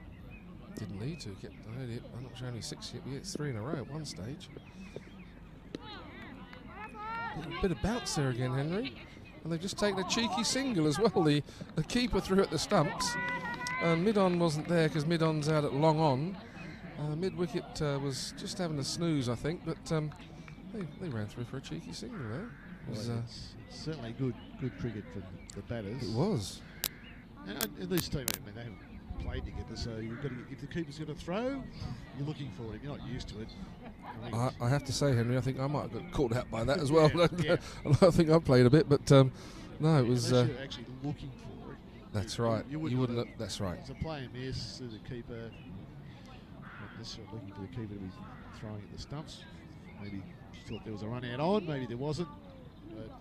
But it was Alex Blackwell actually inside the circle, and she's the most experienced cricketer out there. And she good running. Good bowling, got one past the bat, but good running as well. We might have a double change here because our tea's getting cold, Henry. It is getting a bit chilly. So we'll take our tea. Move over with Isabel. You've spilled the tea there, Gat. Thanks for that. I'll mop it up. 92 for 2 after 13 overs. Very well here for the Getty 11, I would say. Aggressive with the bat. And 2 wickets picked up by the spinner, De Vere, who's from Singapore. And I have the headmistress from Pymble Ladies College. Is that correct? That's correct. And your name is Victoria, is that right? No, I'm a Vicky. Oh, I'm sorry, a Vicky. I'm a It's very Vicky. informal for a headmistress. It is, isn't it? It's a little sweep there, a little paddle sweep. Nice looking T20 shot. It's been pulled out of the draw. There'll be 2 runs. And we've got Mary Weston and Naomi Ditani who are batting at the moment. These two just building a bit of a bridge between them. Yes, and you've been very supportive of the FairBreak Foundation, haven't you? The FairBreak 11. Yes, we started with them 3 years ago, and it's been a fantastic opportunity for our young women, our girls, to engage in a whole host of support areas such as social media and so on. So we're also a cricketing school. I've heard, yes.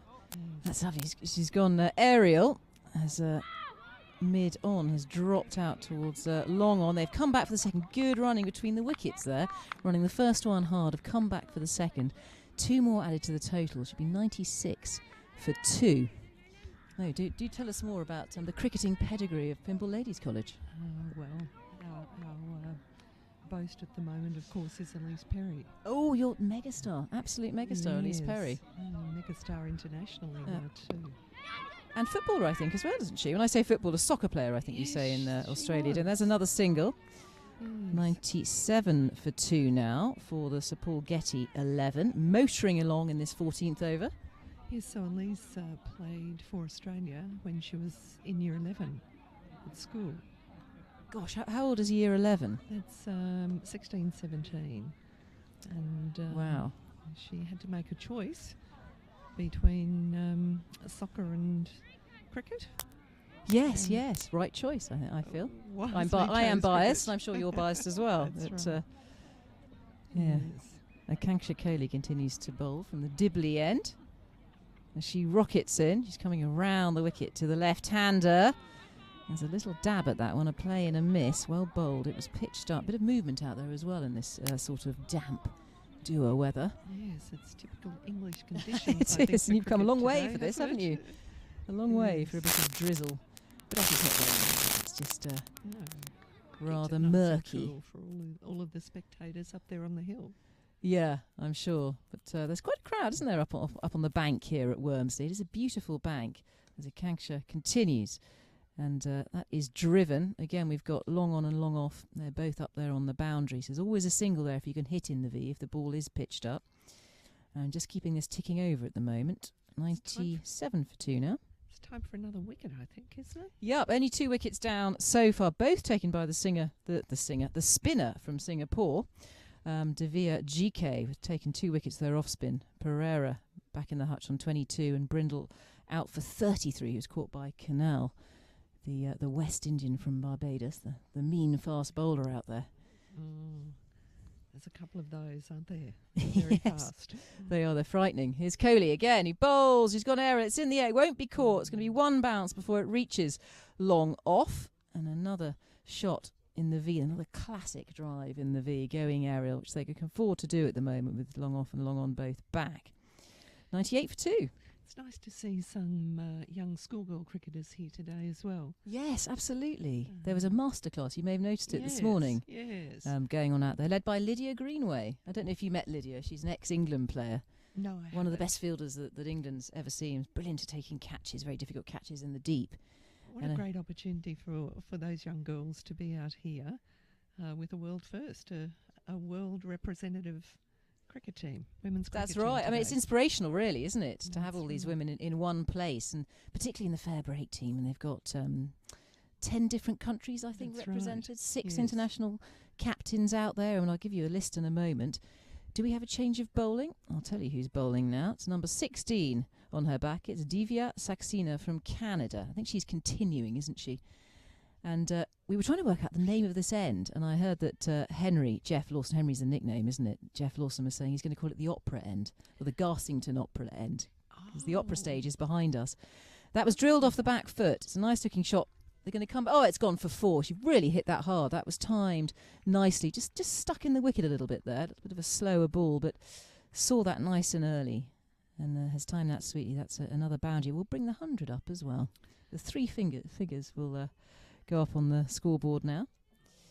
Just 5 overs to go. Absolutely, 103. I think it was Mary Weston who hit that, and both batsmen on 9, currently on 19. And that is pulled. Just rolls her wrists over it nicely. It's fielded out in the deep. The sweeper is there where it's retrieved, and just a single is taken. 104. Yes, you were saying 5 overs remaining. Yeah, absolutely. Very important to know in T20, and the pressure is on. Yeah, we were just wondering what a competitive score is here. It's very difficult in these conditions, isn't it? And these women haven't played before together. Not used to the pitch here, but I think with 5 overs left, maybe 100, 135, that sort of between 130 and 140, possibly a competitive score. Oh, it's a big full toss, and there's a complete miss hit. I think there's a thick top edge there, and the ball has flown and gone for 4 down towards the fine leg region. There's no fine leg on the ropes. Fine leg was up in the ring, so that has gone for 4. It was a miss hit, but it was a bit of a gift at the same time, being a full toss. Well, they might just let loose for the last few overs. Yeah, you're right. They need to, and they've got wickets in hand, haven't exactly. they? So they can afford to do so. There. They can afford to do so. They're in a luxurious position, really, as far as T20's concerned. Now, Saxena will continue from Canada. We've had 2 Canadians in this match. We had a Canadian batting earlier. Yeah, are they on opposite sides? Just whipped the wrist through that. That was lovely. Just whipping across the line out towards deep mid-wicket. She will get a single for it. That's 1 more added. That's Naomi Datani, who's batting out there. She plays for Middlesex. It's an interesting concept, isn't it? To bring women together, very short preparation together, and to have them out there, but to see the camaraderie. You're right. They're getting the on team well. members is something very special. Oh, we're looking at the reverse sweep there. All the shots are coming out. There's a lot of innovation. There's another direct hit. More times than not, they're hitting the stumps here with their fielding. Really sharp fielding out there here at in the outfield at Wormsley. But the batsman's safely in, and that was Mary Weston who made her ground. Was it Waldron? Sorry, Mary Waldron from Ireland. She's 34 years old. She's also a wicket keeper. I don't think she will be in this match. I'm not sure. Perhaps she will be the wicket keeper in this match. Mary Waldron. As again, the Canadian comes in and bowls, and that's played nicely into the onside. There are big gaps in that onside. There are, aren't there? They might need to. So we haven't got a very good view. We've got the screen in front of us, which is quite useful streaming that we're working from. Score now 110 for 2, and we've got Datani on 26 and Mary Waldron on 22 from Ireland at the other end. But yes, you've been very supportive, Pymble Ladies College. I've heard an awful lot about your college through Sean Martin, who's the founder, of course, of FairBreak, and how supportive you have been. And I think you've been helping with media side of things as well, haven't you? And technology and events management. Yep. And we've got one of our young girls is, I think, about ready to join the Australian women's cricket team again. So who's that? That's a good question. Are you not allowed to divulge at this stage? I might be influencing the cricket board when perhaps I shouldn't. It's your job to do so. looking after the girls under your tutelage. Yes, we've got 2,200 girls in the school, so it's a wow. It's a big school. It's a very large school. It's the largest girls' school in Australia. Is it really? Well, Yeah. Shamilia's making a comeback. Shamilia Canal, the fast and furious West Indian quick bowler. She's been bowling from both ends. She's gone back to her original end, the Dibley end, and she leaps into action. Oh, there's an inside edge there. Just trying to turn it off her toes was Mary Waldron. It will be 4. It has gone down towards the sight screen as the inside edge brought the ball down towards fine leg. Very fine. And 4 more runs added. 114 for 2 now. And Waldron will scoot on to 26 when the scoreboard catches up with us. Both batsmen on 26 now.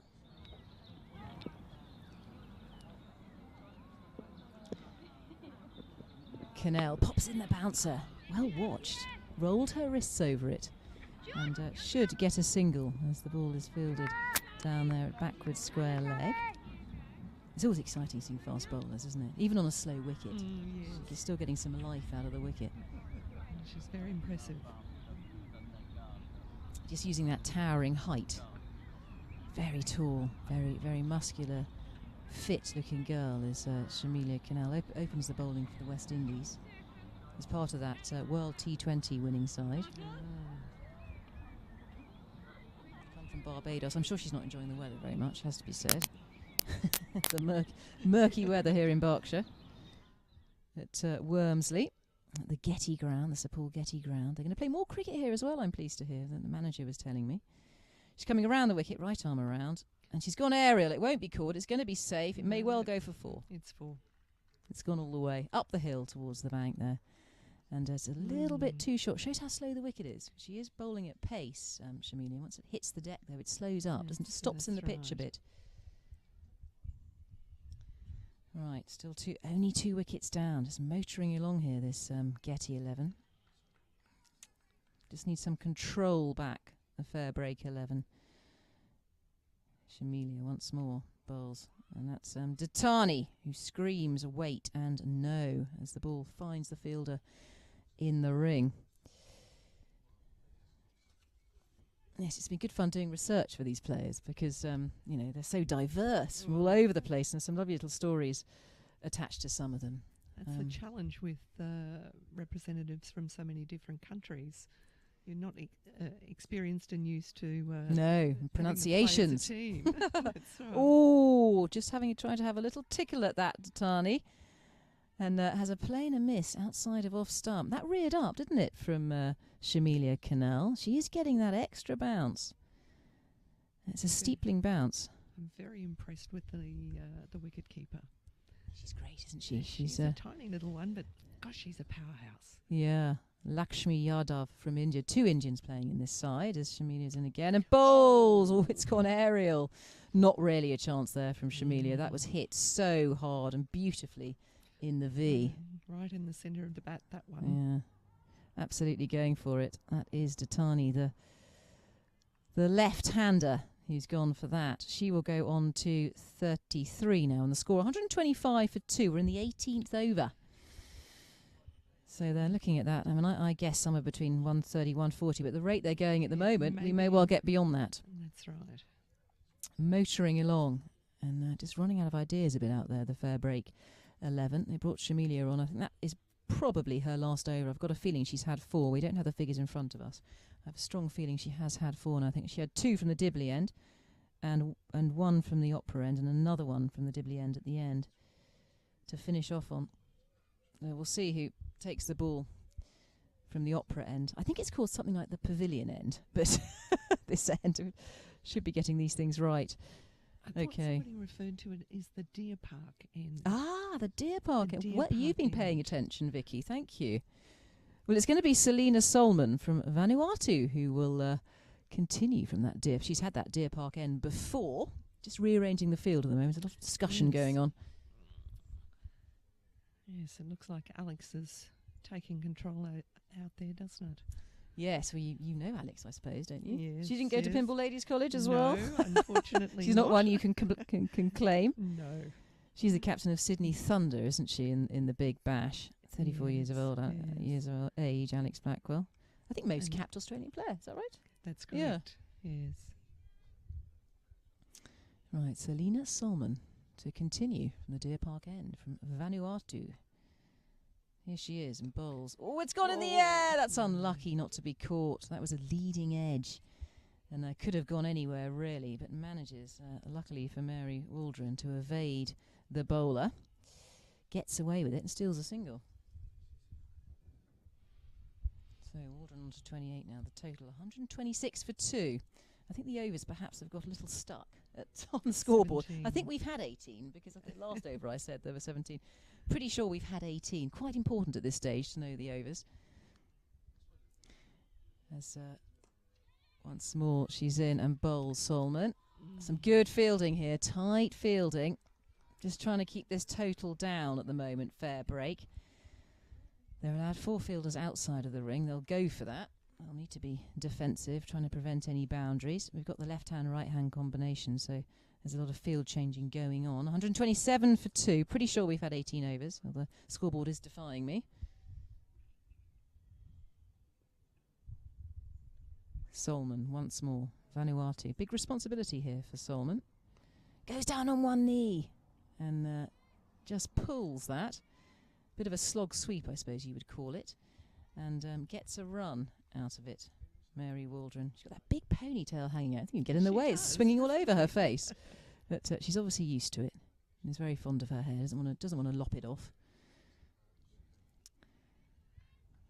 It's a good run rate here between these two. And a partnership as well. 29 to Waldron. And 35 to Datani at the other end. That's played late. It's a late cut there. They should get 2, or will it be 4? Oh no, it was a bit of a leap of despair there, just trying to stop the ball from trickling over the ropes. And it has gone for 4. We're going to say goodbye to Vicky, the headmistress of Pymble Ladies College. Thank you very much, Vicky, for your time. Lovely to chat. Been a pleasure, thank you. Bye-y bye. And continue here. The score is now ripping on to 132 for 2. And Datani is having a wonderful time of it. So I've got Saba Nazim next to me, who is the manager and coach of the FairBreak 11. Hello. Who certainly knows what's going on out there. Welcome. 132 for 2. And that's gone in the air. Will it be caught? It's going to be a very difficult catch if it is caught. No, it's dropped. It has been spilt. It was very difficult, wasn't it? It went running backwards there. Absolutely. Always the hardest catches to take. You saw it on the telly, but again, the batsman just throwing everything at it, and they can afford to do so, can't they, of course? Yeah, they have plenty of wickets in hand. About 2 overs left. Exactly, exactly. And it's been a good game so far. I was going to ask what you feel about the performance in the field from the FairBreak 11 so far. We've got Selena Solman bowling here from the Deer Park end. We've discovered that's the name of the end. Right arm over the wicket, bowls. Oh, and she's really gone for it. Is it going to go straight down the throat of the fielder? Yes, it has been caught. That's a lovely catch. Is that Susie Bates out there? She picked out the wrong fielder, I think. But done the job, really. That was Datani, wasn't it? Yeah. She's done the job. She scored 41 runs and has accelerated the run rate there at the right time. And again, could afford to do so with all those wickets in hand. But lovely Middlesex player, Gat is glowing in the background there as Naomi Datani strolls back to the pavilion. And she did actually play her first game out in the middle at Lord's the other day. Yeah, against MCC, and had a good game there as well. She did, yeah, she turned it around. And so a class act then. Top scorer so far as well on 41, Datani. Caught in the deep by Susie Bates, the captain of this FairBreak 11, and bowled by Solman from Vanuatu. Yeah. So you had your warm-up game, didn't you, Saba? Down at that was in Kent, wasn't it? Yeah, in Hayes in Kent on Monday. T20 warm-up game. The girls did well. Kent batted first. They made 97. Wow. And the FairBreak 11 took 6 wickets. So that was a mixture of bowled, caught, and a run out as well. Oh, cool, great. You had that much better weather as well, didn't you? You had cricket weather, I think it's fair to say.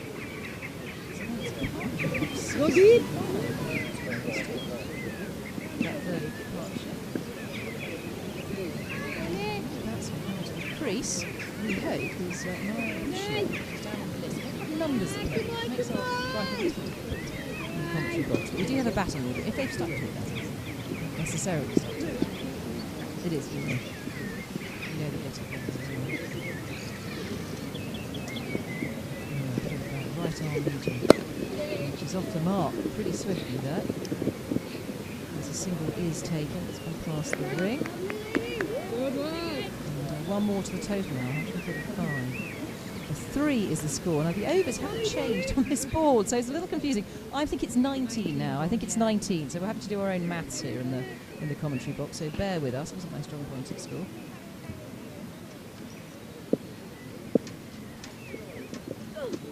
That's a lovely looking shot. Improvisation going on here.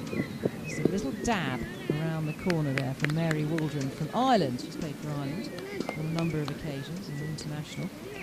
And is currently on 29 runs. The scoreboard seems to be going backwards at the moment. There we go. It's helpful for the FairBreak 11. Yeah. Oh, it's added one. Oh, no, it's gone up again. There we go. 136 for 3. Oh, yeah, that's better. And 30 to Mary Waldron of Ireland. Right. That's well dug out. That was a good length ball, almost Yorker length, and a sharp piece of fielding there. Is that Susie Bates once again with a lovely flat throw? I think that would have hit the stumps. That would have been out. He's picking out the fielders. Now, who's that bowling at the moment? I think. Are we on Akanksha Kohli, I think. It is. She's back again from the Dibley end, Akanksha Kohli. She pumps her arms. Oh, almost falling over onto herself there. Just desperate to score runs. She is, isn't she? Considering she's on 4'9". She 4'9". I love it. You know these facts. 4 foot. Yes, we have to say she does look 4'9". She's sort of peeking over the stumps there. Very tidy, and great reactions. Yeah. It's quite wet out there as well. So. It is, isn't it? Slippery, slippery. She's gone aerial. I'm not sure it's going to be caught. No, it isn't. It's one bounce towards long off for Mary Waldron. And we'll go on to more runs with that. Long on and long off for both out there on the boundary. And the new batsman now has come to the crease. We'll find out if they want to... Do either of you two want to do a stint? How are you doing? Up to you. No, sure. Oh. We should be in the last over now, shouldn't we? The scoreboard I still think is 1 over behind. There's a right arm over. She comes now from the Dibley end. Just finding the gaps. Well run. Let's have 2. Oh, she's just made it. Ground the bat. And these two moving along nicely. It's Bauschia is the new batsman. Another Middlesex player, Maya Bauschia. She was a very late addition. There was a dropout of Lindsay Smith from Sussex, who bowls left arm medium, but she couldn't play for whatever reason. The score now 140 for 3. Now, have we had 20 overs or not? We have 1 over remaining. This is the last over. We've had 19 overs. The scoreboard is now up to date. We've had 19 overs. Mariko is back from Hong Kong. Captain. That's right. She's 5'10". Right, okay. bit taller than the wicketkeeper then. By quite a margin. And I was going to say, she looks very elegant, especially with that swishing ponytail as she runs in. She sort of glides in. A bit like a pony at dressage. I think it's to try and put the batsman off. Do you think it works? There's a lot of ponytails out there, aren't there? I mean, Mary Waldron's got a big ponytail as well, but it's quite neat and tidy and tucked inside her helmet. And here is Marika Hill at the start of her run-up. She's in and bowls. It's a nice shot again. All the way out towards long off, and they're coming back for the second. They're fit, these two.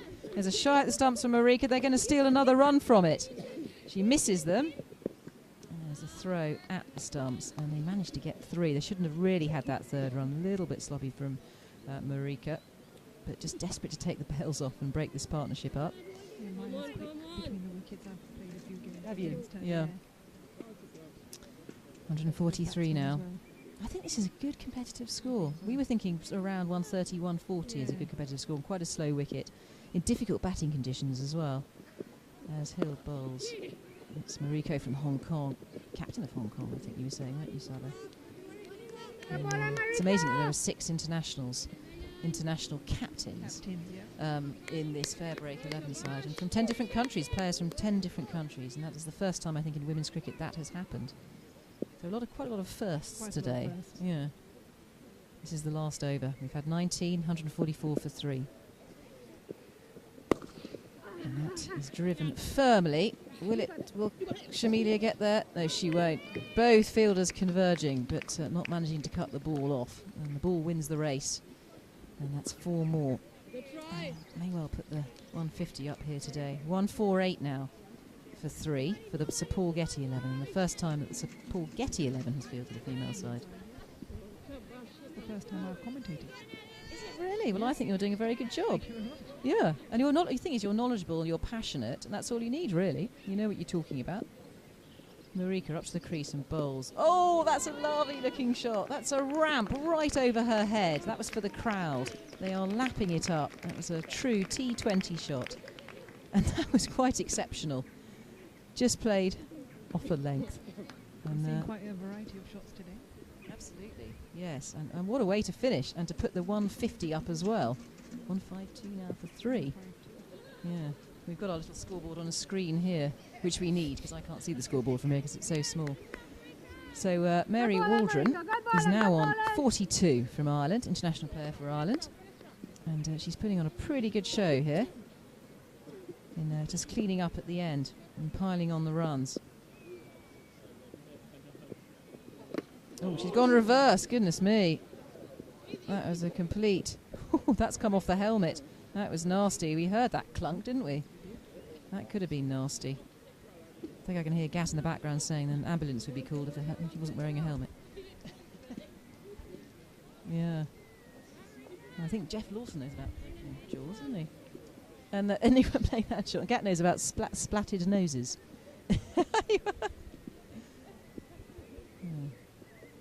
Here is Marika again, and that's a nice shot. That may it's going to be fielded. That's the lofted drive in the V, classic there, and they'll come back for 2. And the score 155 for 3. I think we have completed 20 overs now. And Mary Waldron, we'll see what their scores finish on. I think she'll finish on 100. She'll finish on 45, and the score 155 for 3. And those two have done well.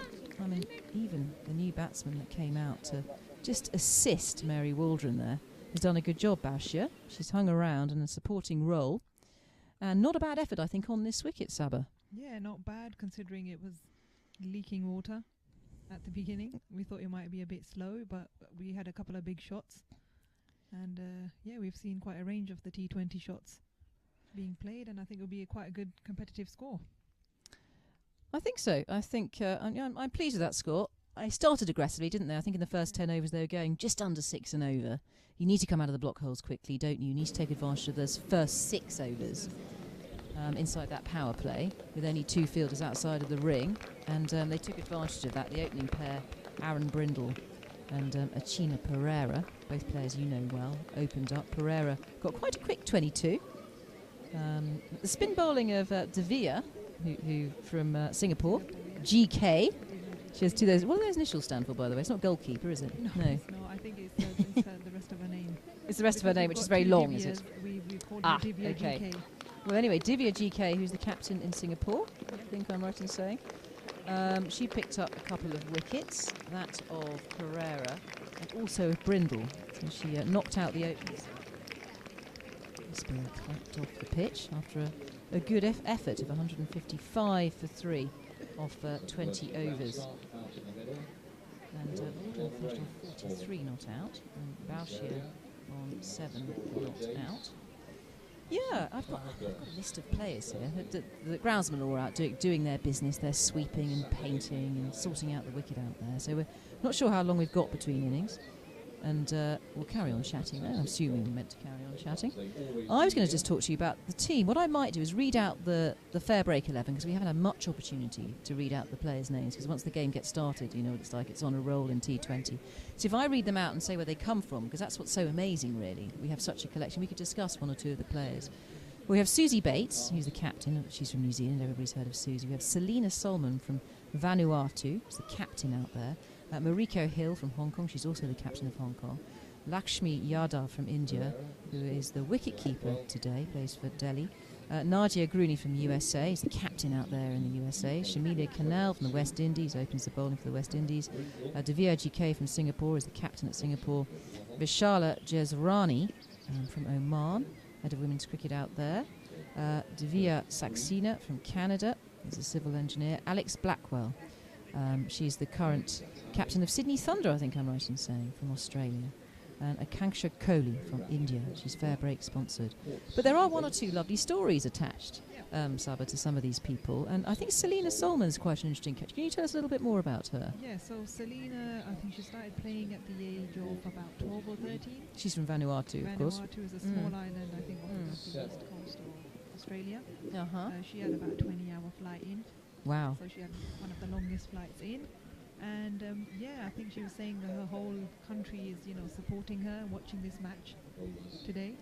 Yes, it's quite a responsibility, really, isn't it? Yeah. And I hope she's not feeling too much pressure, but she is really representing her country here. She's the only one from Vanuatu, and she's a real success story. She's a great player, genuinely a good player.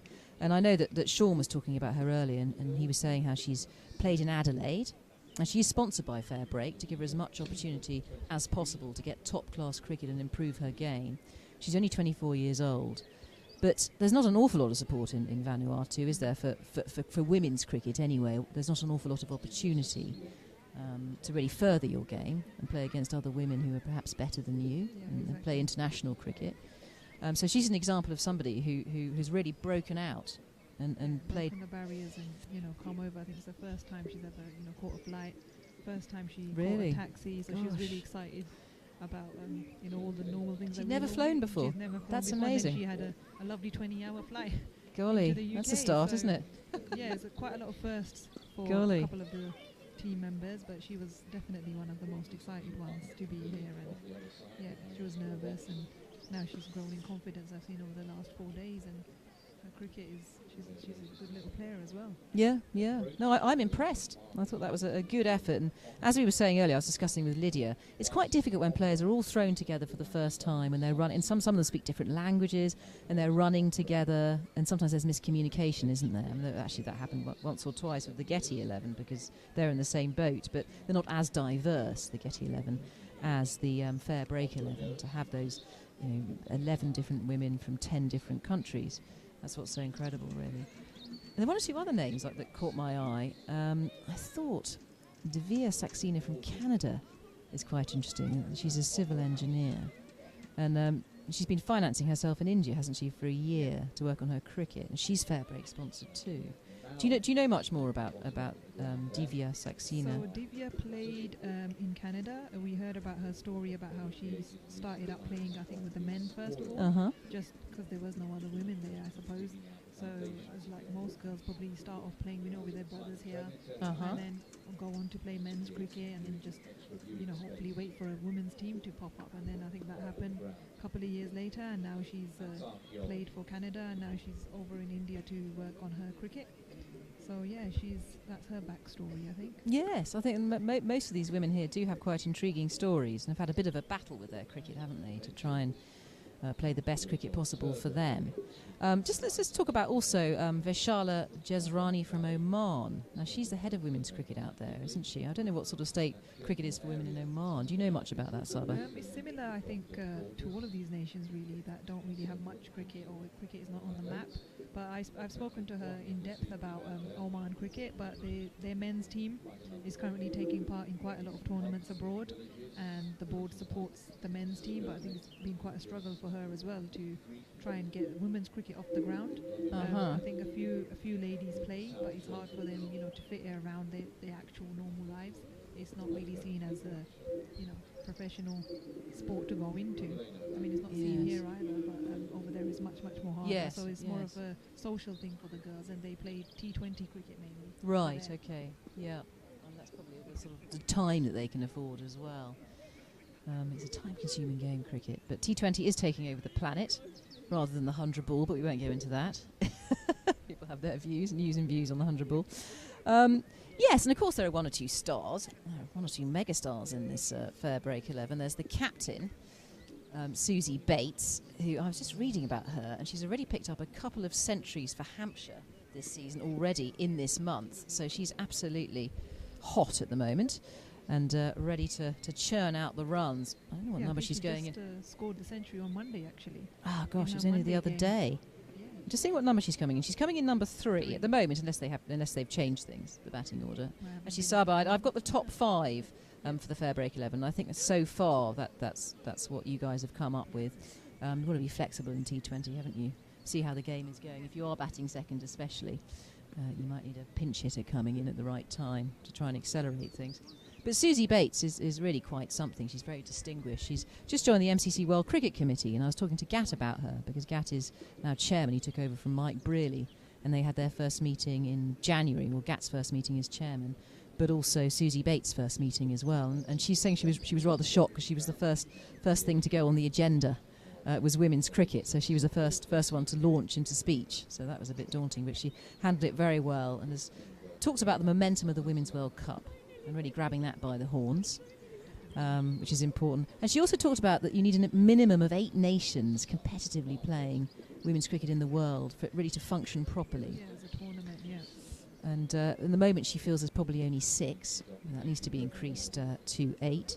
She also talked about the streaming of all women's matches, which is very possible and not expensive. I mean, for example, today we're streaming this game online, but more and more games are being televised, but it's taking time, isn't it, for it to get off the ground. But it's all exposure, and you know that's what matters. And I think when people see women's cricket, they realise how good it is. These women are professional, they're athletes. It's exciting cricket, and you don't tend to get the sort of prima donnas that, I'm not being rude about men's cricket, but you don't tend to get a little bit more well mannered on the whole. I think in women's cricket, you don't get the sledging so much. You probably get a little bit here and there. And you know more, Saba. You play more than I do these days. Women tend to sledge each other more. Within the team, you mean? Within the team atmosphere, as yeah. opposed to the opposition. If you know someone in the opposition, usually you can sledge them. But usually, I think women's cricket, the cricket that I played, club and county, we tend to sledge each other. It makes us, makes us perform a bit more better. Yeah, Your yeah. own teammates are, It's a camaraderie exactly. thing. Yeah, It's a exactly, bonding thing, exactly. and in jest a lot of the time. Yeah, that's the right idea, isn't it? I like the sound of that. That's in the spirit of the game, I would say. But yeah, so Susie's again a distinguished young lady.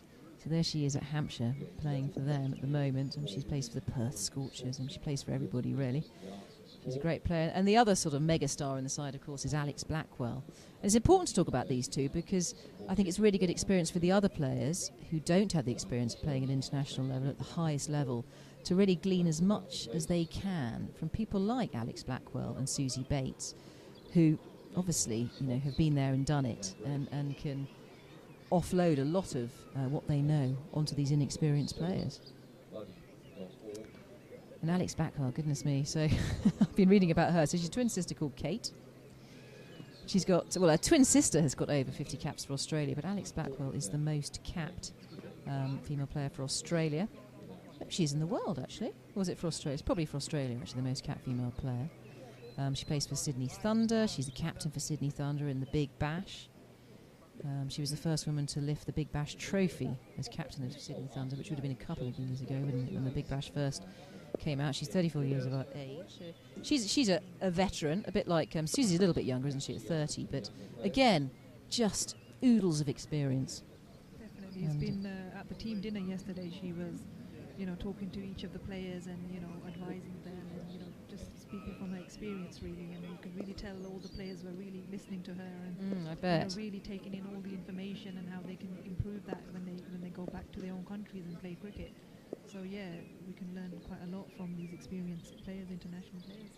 Yeah, and they've also got a deep respect for them, the other players, and I would imagine they're heroines as well. Sort of look up to them and model themselves on them. We need more role models in women's sport. And Shamina Cannell, of course, is another star out there, the 25-year-old who opens the bowling for the West Indies, and she bowled out her 4 overs. She wasn't quite getting enough life out of this pitch as she had hoped, because it does stop a bit in the pitch here. It's a little bit slow because we've had all that rain and it's damp, and it's a really kind of murky, sultry day. But difficult batting conditions. I think sort of better for bowling, I would say, even though that white ball doesn't swing around that much. Ding dong. We've heard the bell. That'll be the 5-minute bell. And the score, just to remind people who've just tuned in, the Sir Paul Getty XI batted first, won the toss. Charlotte Edwards, being the captain of the Sir Paul Getty XI, elected to bat and put 155 for 3 on the board after their 20 overs. Waldron top scoring on 43. Not out at the end there. Mary Waldron, who's played a number of internationals for Ireland, and Bouchier at the other end, 7 not out. But if we just take you through the scorecard, Pereira from Canada scored 22. She opened with Aaron Brindle, another star ex-England player, I think retired in 2014. She scored 33, Brindle. But then Dattini came in and really smashed it around. He's a Middlesex player. And I saw her play at Lords the other day for the first time. She played for the Middlesex women. It's the first time they played at Lords. And she scored 41 and put on a 65 partnership there with Brindle. So that was really useful at the end, just to accelerate in those last few overs. Well, here's the Paul Getty 11, just strolling onto the pitch, led by their captain, Charlotte Edwards. So we didn't see Charlotte bat, of course, so she dropped herself down to 8. Wants to give others a chance, very generous-natured. I think it's because we told Shamilia to bowl full pelt at her. I think she put herself down. I think I might have put her order. off slightly. Yes, so on her block knocked off. But there weren't any nasty strikes to the head. I think there was one, but that came off the top edge and it was onto the helmet. And was it Aaron Brindle? Somebody got hit on. No, it wasn't. It was Mary Waldron. But I think she's okay. Hit her on the helmet and she seemed pretty unflustered by it. Well, you'll know who I'm assuming it's Divya and Nadia who are opening. Divya and Nadia. Nadia from the USA. Correct. So who's facing right now? Is that Divya? Well, she would see her number, because they do wear numbers, which is lucky for us. That's Nadia, who's taking guard at the moment. So she's quite a diminutive figure. Quite a small lady, but plenty of power in there. I think size can be deceiving. There's one slip in place. Now we're going to see who's opening the bowling from the other end. They don't wear numbers, unfortunately, the Getty 11, and they've got plenty of bowlers to pick from. We'll work it out in a minute as the camera homes in. There are 2 slips in place. Good attacking feel for these first 6 overs. It's going to be Nadia to face. Oh, she skidded. Is there going to be a run out? No, there isn't. She hasn't come enough out of her crease there. Yeah, heart in mouth after that first ball. It was Divya, I think, who wanted the run. I don't know who shouted. It was Divya who wanted the run, wasn't it?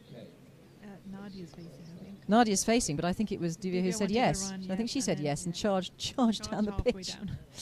Asking for trouble there. I think that's the call of the batsman, really, when you... There's once more the bowlers in from that Dibley end. Here are the first runs for the FairBreak 11. It's going to be a single as the ball is thrown back in. And I think it has been signalled. It's got an extra as a leg by, but it's got them off the mark there at the FairBreak 11. They're chasing 155 in 20 overs. New batsman at the crease. This is Divya GK from Singapore, who is opening there for the FairBreak 11. Oh, Saba's got to go. Well, Saba, could you be very kind and get someone else to come and talk to me, because I'm going to feel lonely otherwise. No problem. Thank you. And I'll get you the rest of the batting order as well. Okay, that'll be great. Thanks very much. Saba, the manager for the FairBreak team. Really good to have a chat with her. She's very knowledgeable about all the players out there from different parts of the world. Score now 1 for no wicket. The FairBreak 11 are batting, chasing 155. 2 slips in place. As the bowler is in, it's got to be Aaron Brindle who's bowling from that Dibley end. A tall, strong bowler. She bowls right arm medium. Plays for the Southern Vipers, ex-England of course. And Lancashire, an all-rounder. She's pounding back to her mark, very tall. Rather imposing figure. Beautiful backdrop here at Wormsley. That's just defended. The openers for the FairBreak 11 are Divya GK from Singapore and Nadia from the USA. Nadia Guruni.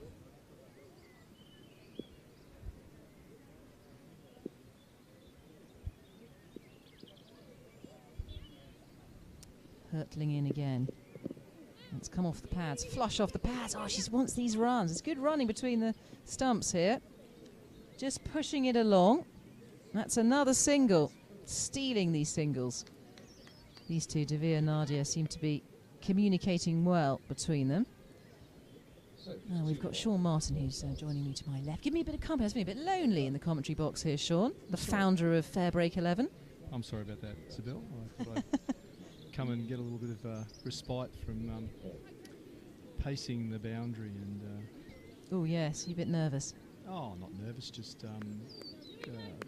pleased that the game's here, that the team arrived, they've trained, they're so excited and enthusiastic about playing. That, I'm nervous for them, not for anything else. I think they fielded fantastically well, given the quality of the opposition. And, you certainly can't mistake their effort. Now, is that Tahuhu bowling? I think that's Leah Tahuhu from New Zealand, who's just come back from India, playing in that exhibition match. To play and a miss there. As the ball thuds into the gloves of the wicket-keeper. Good start there from Leah Tahuhu. And that's Nadia Rooney facing Leah at the moment. Nadia's from Fort Lauderdale. Oh yeah, she had a good suntan then. Yes, well I think so too. She was the captain. She's stepped down as the captain of the US women's team. Oh, okay. Well, it's Tahuhu to Grooney, and that was a steepling bounce. He's just trying to have a bit of a flash at that outside the offside, trying to play that late cut rather than that lofted cut. Just manages to waft fresh air. Score now 2 for no wicket. We're into the second over, chasing 155 FairBreak 11. And Nadia is an interesting person. Her college scholarship in the United States was for soccer, was for football. So she's a pretty talented all-round athlete. 2 bowls, looking for that Yorker length, a little bit quicker. They're not going to take that. As fielder there at square leg is quickly onto it and cuts it off. Yes, I was having a very interesting discussion with Saba about all of the players, because there's so many lovely stories connected to a lot of these FairBreak 11 players. I mean, particularly Selena Solomon from Vanuatu. We were just talking through them in the interval between the innings. It was a good chance to do that. Tahuhu bowls. Yeah, Selena's a fantastic player, and she's been in a previous program we ran in New Zealand, and she comes from a small village in Vanuatu. And so she's made, I think, she's had the longest trip to get here. But interestingly, she gave a wonderful interview in Vanuatu before she left, saying how excited and nervous she was because she was felt she was representing all women in Vanuatu. Gosh, there's quite a lot on her shoulders, isn't it? Well, I think for a lot of these players, it's not just about the cricket. It's the example that they set back in their communities. I know Selena certainly feels that, and a lot of young girls in Vanuatu gravitate towards her because of what she's done and the quality. She's a role model. Yeah, and she's an exceptional player. And a wonderful personality, just a delight to have in the team. Here's Tahuhu, the quick bowler for New Zealand. Just turns that into a full toss. It won't go for 4. It did come out of the meat of the bat, but there is a fielder down there at long leg. He managed to get a single. We've had 2 overs now. We're hoping the scoreboard will put the overs up, because it's quite useful when they do.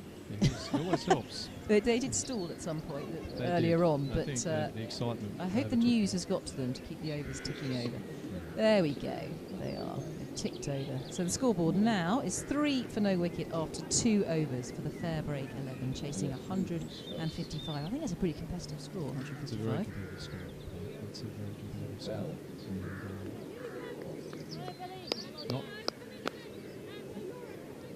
Not beyond us, but certainly it'll test us. Well, you've got some firepower there. You've got Susie Bates to come, of course, Absolutely. your captain. Who's coming in number 3, I think, isn't she? She's coming in 3, and there's some other exciting talent. Young Lakshmi Yadav, our wicketkeeper, retired, not out in our trial game the other day. She's a very, very strong batter. It's very well through mid-wicket. No, this is Aaron Brindle. He's bowling. It's off pads. Just tightening up here with the field. They've got 2 slips on a gully. It's more like a 4-day county championship game. It is. I don't think the wicket's doing that much. Well, piling on the pressure. I mean, it's interesting captaincy. The captain, of course, being Charlotte Edwards, who's probably the most experienced international captain on the circuit. Without a doubt. And again, this is not the sort of field that these players are used to. And pressure. Again, that's part and parcel why they're here. Absolutely. Right, this is Via, I think who's facing at the moment. Just every time there's a dot ball, it does pile on the pressure a bit, doesn't it? It absolutely does, yes. And, I think when you're working with players from associate and emerging nations, it's the game sense that you're really trying to develop with those players. It's not the skill level necessarily; it's the amount they get to play. And of course, we both know that the more you play, the more game sense you get. But also playing with very experienced players. And in this FairBreak 11, I mean, you've got Susie Bates in there, and you've got Alex Blackwell, and you've got Shamilia Canal, and they're all players that these players can learn from. It's all that experience. It's a lovely on drive from very classic. Very classic. That will run away for 4. That's a fantastic shot. Quite long boundaries here. Very long Actually boundaries. longer than the usual women's boundaries, I would say, in internationals. Very wide boundaries, the width of this pitch. Well, I mean, I think that's quite a good thing. Yeah, why not? We want to see 2s and 3s run in T20 cricket. There's too much, 4-6-1 in T20 cricket, and I think we need to see a little bit more balance. Yeah, absolutely, and they have been running very well between the wickets. I thought the Getty 11, they ran well between. They ran quickly. They'd run the first quickly, picked up 2s and 3s. It's well driven. Lovely shot.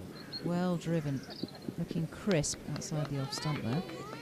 Through the covers, it's Nadia Guruni who's picking up runs. She's the number 2 batsman for the FairBreak 11. She's currently on 7, and the total now 8 for no wicket in this 3rd over, chasing 155.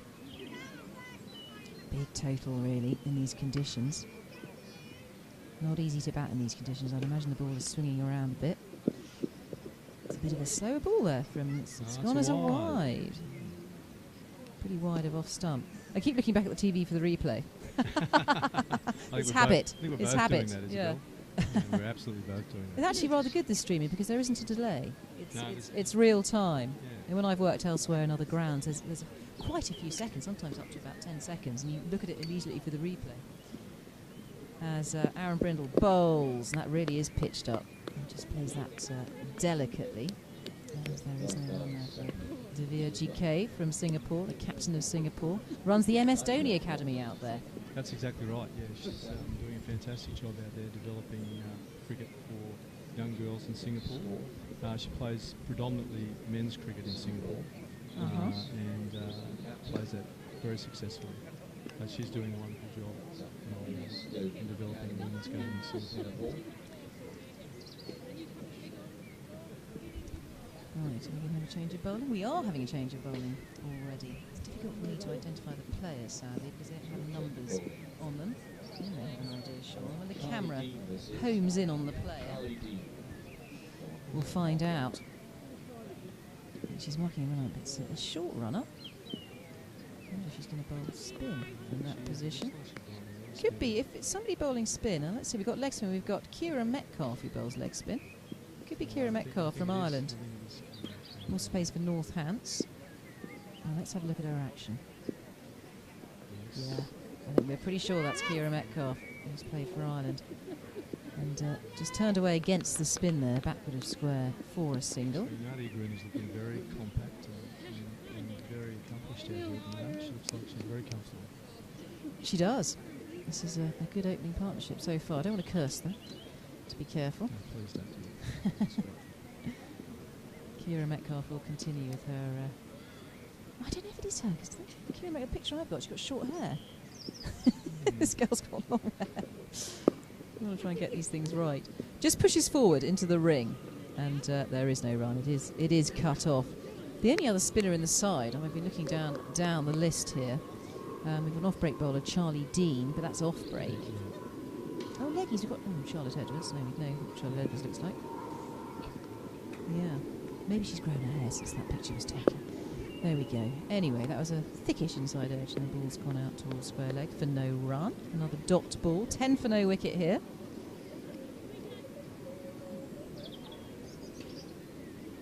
Oh, it is Kira Metcalf. She's played one Test match, 53 ODIs, and 15 T20 internationals. Ooh. That held up on the bit. It has been stopping a bit, hasn't it, in the pitch? And I think that's why perhaps Shamilia Canal wasn't quite as devastating as she can be. Just off the deck, it wasn't quite lifting enough for her. It was losing pace. Quick through the air. Could be more of a spinner's wicket, this. Probably a chance of single there we should have taken. Yeah, there's quite a few dots. We're joining the dots here. Yeah. 2020 cricket, we know what that means. Yeah, we do. It means pressure, and it means let's play the odd loose shot to try and relieve that pressure. This leg spin continues. It's tight. They are going to take a single here. That's pushed out towards mid-off. Had there been a direct hit, I think that would have been a close call. May have gone upstairs, that one. But the batsman, is that Nadia who's making her? Or was it? No, it was a single to Divya. It was a single to Divya. Yeah, so it was Divya who's making her ground. And she throws herself onto the ground. Need to wash her kit after that. A bit muddy. Just rearranging her equipment now following that. That was a good over. I think there was only one off that over in the end. Possibly two. But a tight over. And early on, this is the time when you want to be scoring runs in the first 6 overs. Because you've got those gaps in the field outside of the ring. Only 2 players outside of that 30-yard ring now. 11 for no wicket. We've got Nadia Gruni on 8 and Divya on 1. She was off the mark with that quick single. Tight single, that one. We've got spin from the other end. I've got a feeling this is Kira from the other end because we've got more blonde hair. We've got 2 leg spinners in this side. 1 from each end. We've got 2 slips in place. That looks like Kira to me. Who's in and bowls her leggies. And that's a dot ball. Tight bowling from the spinners. And in fact, it was the spinner, Divya, who's batting now. You've got the 2 wickets in that Getty 11. Pereira and Brindle remove the 2 openers with her spins. Perhaps spin is the way to go. And this is Kira bowling now. It's gone through slip, but well called. They steal a single there. 12 for no wicket. Good tight spin bowling, yes. Leg spin bowl from both ends. Yeah, you don't see that every day of the week, but probably the right decision given the conditions at the moment. Kira Metcalf again is in and bowls right on over the wicket. And again, good running. Shouldn't really be singles as the fielders in the ring, but they're getting away with it, these 2. Yeah, well, again, kidding across the line is one of those things that develops with experience in women's cricket. And I think you'd agree with that, Isabel. Yes. There isn't too much pace on the ball. You know, you can afford to do it. You've got time to do it. There's Metcalf again. Bowls. Give it a bit of edge. She's gone aerial. Will it be caught? No, it won't. It's going to be 2 bounces before it reaches the fielder there at deep mid-wicket. And they scuttle through for 1. And score now 14 for no wicket. For the FairBreak 11 in this 5th over now. And Divya onto 3. Just using her feet, shuffling back into the crease, trying to cut the ball, playing with the spin there, but failing to get it past the ring. I'm going to leave you now, Isabel, and go and have a chat to my players. And here's Kira Metcalf. I'm going to hand over to Lydia's back. The wonderful Lydia Greenway. Wonderful. Who will obviously be very much more lucid about cricket than me. Here she is. And she might be able to help me by identifying the bowler from this end, dear Parker. But thank you, Sean Martin. He's gone off for a cup of tea to put his feet up. Actually, no, that is an exaggeration. He doesn't put his feet up. He's been working very, very hard. Welcome back, Lydia. Thanks, Lydia, the masterclass fielder, is back to my left. I've been enjoying watching the game from a deck chair, actually. Now, Lydia, who is this? I think she's bowling leg spin as well. We've got 2 leg spinners, 1 from each end. So I'm going to say that this is Charlie Dean. That's Charlie Dean. And she's gone aerial and has beaten the ring. Ball trickles out towards deep mid-wicket. And a single is taken. So Charlie Dean, she plays for Hampshire. She's on the England Academy. Very promising young player. handy with the bat as well. Wow. She's only 17, isn't she? She goes again. And she's bowling offbeats. I thought she looked like leg spin from her action. We were watching her. Yeah, I know. In fact, it's off breaks. And that's gone for runs all the way down there to the tent. Yeah, that's 4 more added. And they just need to relieve the pressure a bit here. FairBreak 11. The spinners have been pinning them down somewhat. The boundary usually does the trick. 19th no wicket in the 6th over. No, it does. I think the FairBreak girls would be keen to make the most of this last over of the power play. Try and sneak a few more boundaries like that. Here's Charlie Dean again. Tweakers. She's in and bowls. She's short of a length. And not sure that's come off. It's gone down to us. Quite slippery and greasy out there. The poor old fielders are stumbling around. But they do manage to get a single. It did come off a bit of glove, I think, didn't it? Yeah, it did. It has become a bit drizzly now as well. Better off in the tent. The beer tent, preferably. Yeah. No, it's a coffee tent at the moment. Here is the young Dean, Hampshire player. And that is a catch. Goodness me. And it's the spinner who takes the wicket. Just as happened with Devere GK when she was bowling, picked up the first 2 wickets. It's the spinners who strike again in this FairBreak 11 innings. And it's been caught at mid-wicket. Quite low catch. But again, it's the pressure, isn't it? Yeah. Forcing those sorts of loose shots. Yeah, she was just trying to go over the mid-wicket, mid-on area, but she couldn't quite get underneath it. She couldn't generate the power that she needed either, and it's unfortunately resulted in her dismissal. Nice easy catch there for Aaron Brindle. She won't drop those. Very good fielder, good pair of hands. No, I think that was Devere who was out, wasn't it? Devere GK. Who scored, she scored 4. Caught at mid-wicket by Aaron Brindle, is that correct? Yeah, Aaron Brindle, so it's a safe pair of hands, as you were saying. Picking out the fielder there. And bowled by Dean. That's rather nice for a 17-year-old. It is, isn't it? To pick up an international wicket. Yeah. This will be her first. International wickets. This next batter won't be a bad one for her to notch up. The skipperoo has arrived from New Zealand. Susie Bates. Charlie Dean in again. He's not overawed by Susie Bates and pitches it up. Gets a little bit of grip and turn. Not easy for the spinners either, really. For the bowlers. It's pretty damp out there. And it certainly is not a dry wicket. It's a damp wicket. Saw a few loose balls from the FairBreak girls. You can just see the balls slipping out of their hand. Dean once more bowls. And gets hold of that. And he's fielded well to mid-on. I was talking about Susie Bates because she's off the back of a couple of tons. Isn't she playing for Hampshire? Yeah, she's well in form. Yeah, run machine at the moment. Had a funny conversation in the Getty 11. Kira Metcalf of Ireland. I was driving down with her this morning, and she obviously leg spin bowler. And she said if she gets Susie Bates out today, she's going to retire from all cricket, and she's just been past the ball. This is her moment. Well, it's great, isn't it? I mean, it's great to have spin from both ends as well. And of course, the veteran that is Kira Metcalf too, as opposed to the 17-year-old down at the Deer Park end. Bit of experience. She's got 2 slips in as well. She's going all out. She's going to be bowling to the American, Nadia Garuni. Who's just trying to play with the spin, cutting it. No pace on the ball, so you've got to muscle it a bit, haven't you? Yeah, it's hard to generate pace off the back foot. Still 2 slips there as well. We've had 6 overs, so we're out of the power play. Good tight fielding here. Metcalf. Oh, that's an edge. That's an inside edge. I mean, luckily for Nadia Garuni, it's gone on the ground. Trying to hit it in that vacant mid-wicket area, I think. Not much foot movement. It's also playing against the spin, isn't it? But eyeing up that gap. There she goes. She's just finding the fielders there. But, it's a good shot all the same, but the pressure is piling on, isn't it? At 19 for no wicket after 6 overs. Plenty of flight, tempting her to play shots here, and she has found that gap now.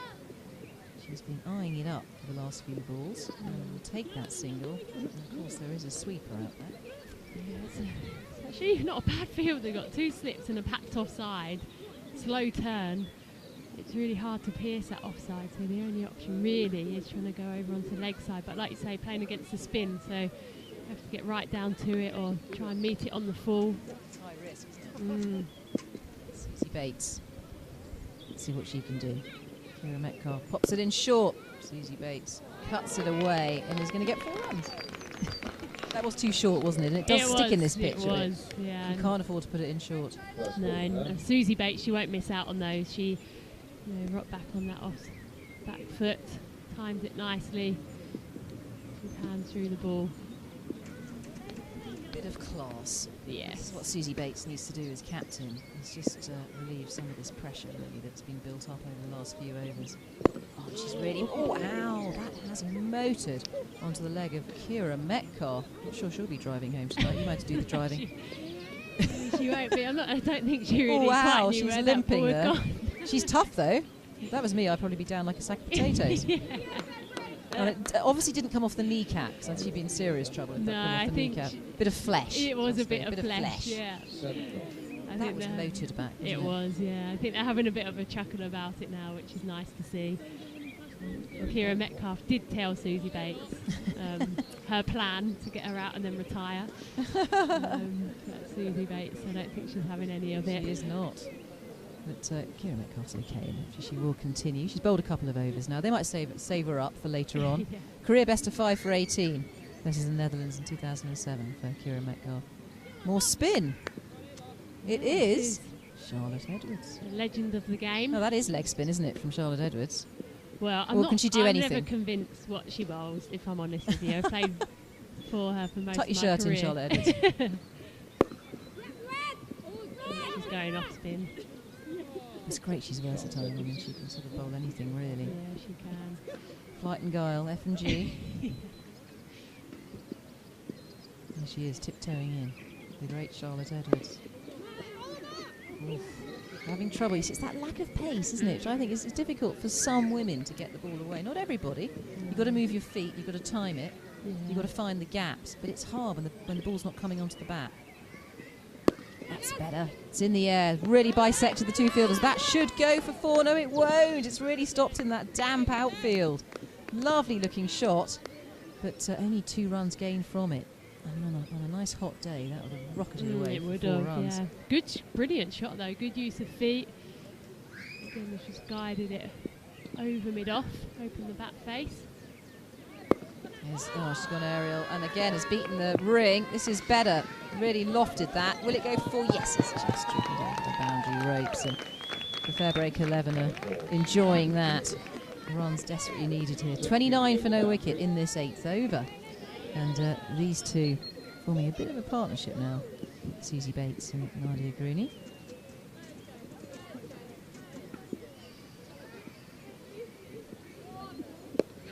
It's played off the back foot. And a big shout for yes and a shy at the stumps as a miss. But close enough. I think she would have made her ground, Nadia. She was running to the danger end there. Much better intent though now. Good use of feet and then getting off strike from the next ball. 4+ score, as they say. Yeah. Always try and follow a boundary up with another scoring shot. Susie Bates standing tall. Knows where the gaps are, Susie Bates. And she really has just penetrated the ring there. It's gone out towards deep mid-wicket. You get 1 for it. But good manipulation for the batsman there in that over. Yeah, and a good battle as well from Charlotte Edwards and Susie Bates. Both legends of the game. Of course, yes. Both great mates. A bit of rivalry there. Yeah, absolutely. That must have been a discussion last night. Both captains, of course, in this match. Yeah. Up against each other. Kira Metcalf is going to continue. This will be her 3rd over. So she is still walking after being thudded in the leg by Susie Bates. She's got a smile on her face, though. That's the main thing. She's enjoying herself today. Also Greeny this time. And there she goes again. Pitched up and bowl. That's a beautiful ball. Didn't get up much and has hit the bails. Taken the bails off, has hit the stumps. And that's the 2nd wicket to go now for the FairBreak 11. Tell you what, I don't think we're going to hear the end of that one. It's a brilliant ball, actually. Susie Bates there, she's trying to go for the sweep option, which is a brilliant option, but I think because the pitch is so slow, I think she was a bit too far through the shot. Yes. Quite wait for it. That's a shock. That's a shock. The captain has gone, and that is a big, big wicket there for the Getty 11. Real danger woman there, Susie Bates. And as you were saying, this was all discussed beforehand, wasn't it? The Metcalf. Well, I hope she's retired. That'd be a little bit sad, wasn't it? That she can retire on the back of this glory. Yes, that's right.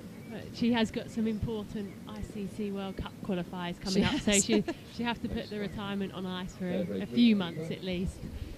Well, that's a real blow, though, for the FairBreak 11. I thought those two, as you were saying, Lydia, they'd upped the tempo. They were accelerating a bit and just keeping it ticking over, whereas before it was getting a bit bogged down in those first 6 overs. But that is the end of Bates. And we'll see who's next in. Well, I know that you're very good at recognising. I think it's Lakshmi. It's meant to be Lakshmi, the wicket-keeper, who's coming. We'll soon know, because I think she's diminutive at 4'9".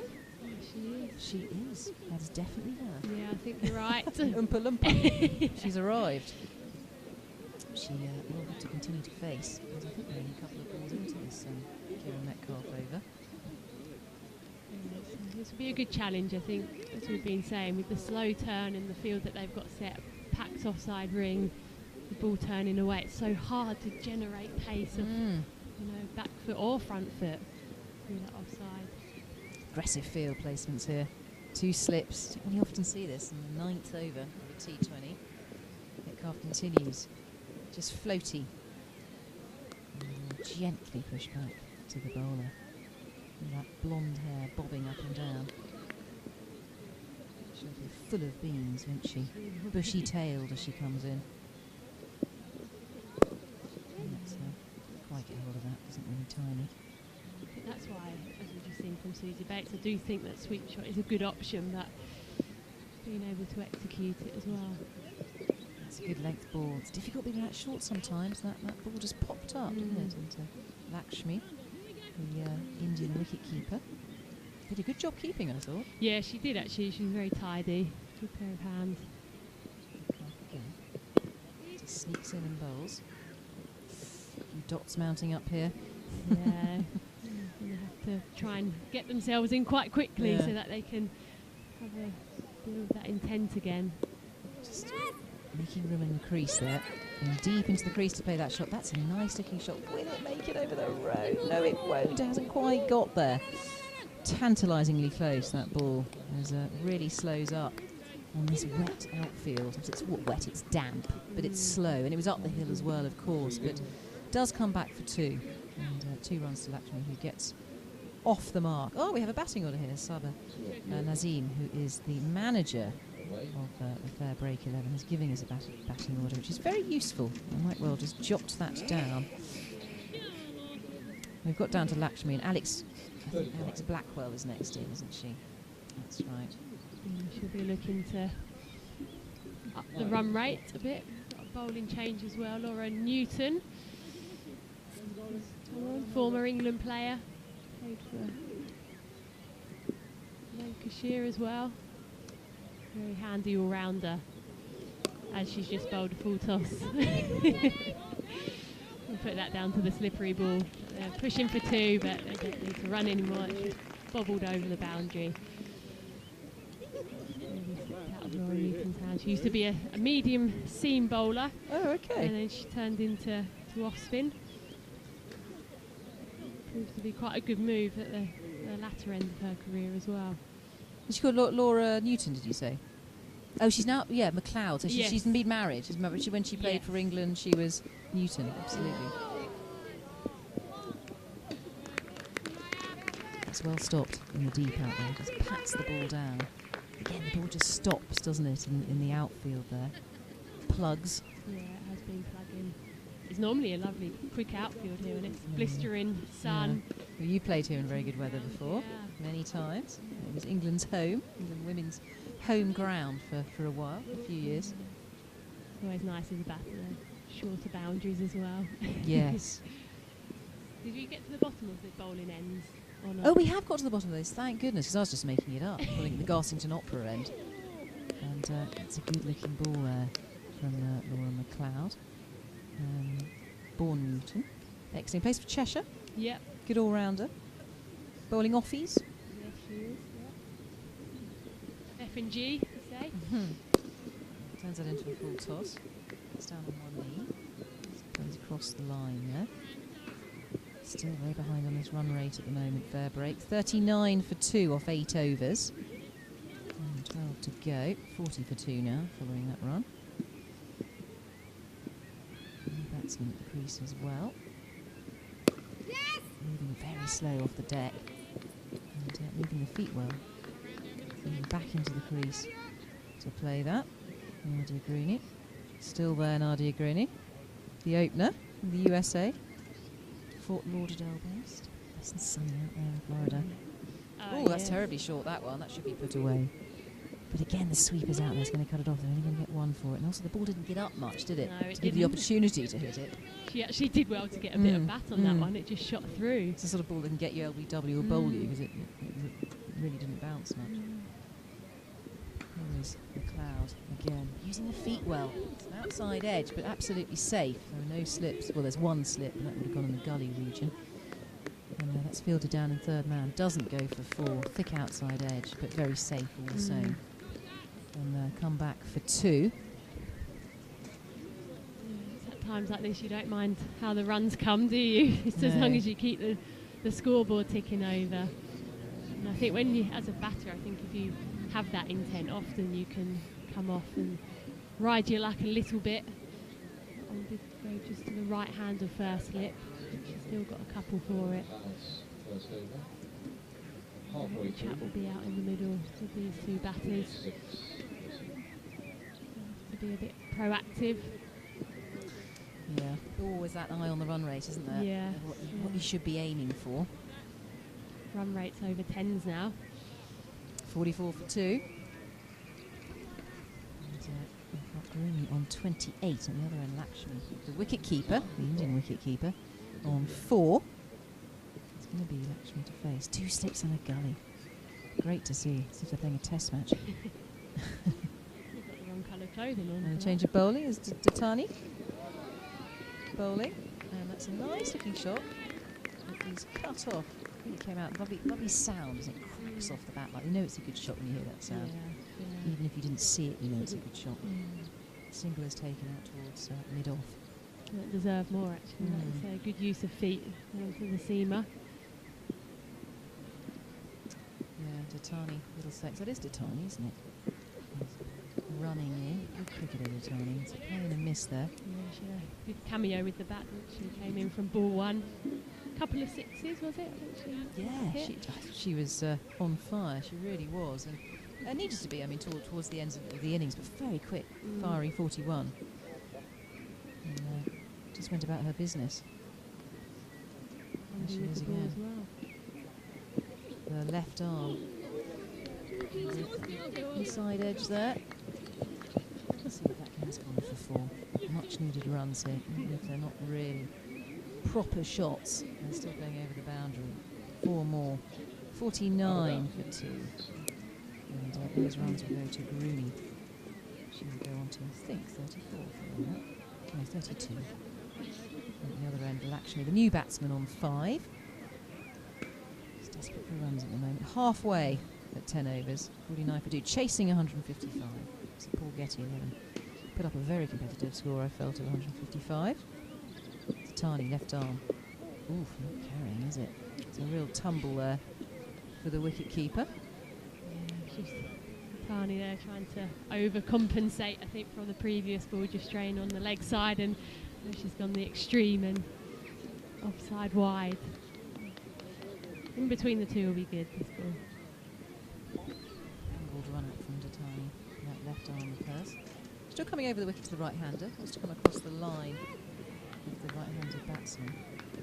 Again, good running, another shy at the stumps. I think the batsman will have been safe.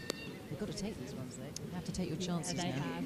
You know, 2 wickets down, 10 overs gone. Run rate's creeping up every single over. So Alex Blackwell's next in. I'm sure she'll be itching to get out there as well. I'm sure. Another dangerous player. 51 for 2. 50's up after 10 overs.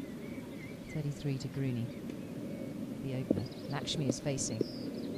Just wants to have a little tickle there down the leg side. Doesn't manage to get anything on it. Good take by the wicketkeeper is Waldron. Am I right in saying that? Mary Waldron, who did well with the bat as well. She top scored on 43 not out. She came in and batted brilliantly, actually. saw a few switch hits as well, which was good to see. She's been practicing on that one. She keeps for Ireland as well. She'll be heading to the World Cup qualifiers in July out in Holland.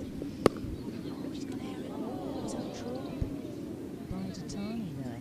Yes, it was. The batsman actually was cross with herself. She got away with it. She'd have really been taken there. That wasn't hit hard, was it? Rather surprised the bowler, I think, on her follow through. I think it did because of the shot that it was. Yeah. It was a flat bat, and I think it came on the batter much quicker than they thought, and then Tatani thought the ball was coming quicker, but actually it just popped up for her. Just slow motion, but that was a drop there, and Tatani will be upset by that. She's a highly competitive player with high standards. It just took her by surprise, I think. So we're continuing with McLeod. So look, it's gone in the air. That has gone now. That was a thick top edge, just looking to pull, and really not getting hold of it. And the ball has skied. And that's the end of the opener. That's Grooney, the American, who is out for 33 runs. Good effort. Yeah, very respectable effort. I think there she's gone out trying to be a bit more positive, using her feet, trying to go over the top, but she couldn't get hold of it. I think her hands were quite isolated. But nevertheless, that's a good innings there for the FairBreak team, so she should be proud of herself for that. Was that McLeod who bowled that? Yes, wasn't it? that was, yeah. That brings in Alex Blackwell. She'll be looking to get going from ball one, no doubt. Chomping at the bit. Enjoying retired life from international cricket as well, no doubt. Still playing a fair amount though, isn't she? Yeah, she's still playing in the Women's Big Bash and state cricket, and doing some coaching over here in England during the Kia Super League as well. The most cap player for Australia. Twin sister? Yes, Twin sister? yeah. Kate Blackwell, she played for Australia as well. They played together for a number of years. Kate doesn't play quite so much now. That's Lakshmi who's got hold of that one. Unfortunately, he's gone straight to the fielder. It was a full toss, just trying to roll her wrists over it. Picking out the fielders at the moment. Yes, yeah. Square legs up in the ring. Make the most of that one. This time that does pitch that one. That's good running. He's going to be directed. I think that's out. Didn't ground the bat in the air. Didn't make no ground. And that is another Lakshmi who is out. India. And just in a bad state at the moment with 4 wickets down. Not enough runs on the board. The FairBreak 11. So Lakshmi has bitten the dust, having been run out. She's out for 5. Yeah, but to be fair to her, I think they had to. They'd have to up the tempo a little bit. And I think you always say if it's a direct run out, then that's a good piece of fielding. And it was Charlie Dean, wasn't it? I think, with the ball and the run out. Well done to the 17-year-old who's also picked up a wicket, of course, out of Devere GK. She got the Singapore lady out. Brilliant bit of fielding there. Well, if you look down the batting order, see who's next in. It should be Akanksha, who's coming in next for the FairBreak 11. Who bowled earlier against Paul Getty 11. She should be the next out. We were given the batting order by Saba Nazim, who is the manager for the FairBreak 11. An award-winning coach. I looked her up. I mean, she's got so many awards. I suppose she's got a house big enough to hold them. Have to have a trophy cabinet. Exactly. She's also a lawyer. I mean, she's a volunteer, so she's won all these awards for doing so much good in the community. Mostly women's cricket for Essex and Chance to Shine. But has been working very hard over the last few years. And she's the perfect person, really, to be the manager of this team, this Global 11. Absolutely. Does well at juggling all her jobs. Two new batsmen up there. That's gone in the air. It was a full toss. So will it race away for 4? Yes, it will. It certainly had enough legs on it that time. And McLeod has been hit for 4 more runs. We'll go up to 50. The scoreboard's taking to go to sleep. The wickets haven't gone round. I think it's 55 now for 4.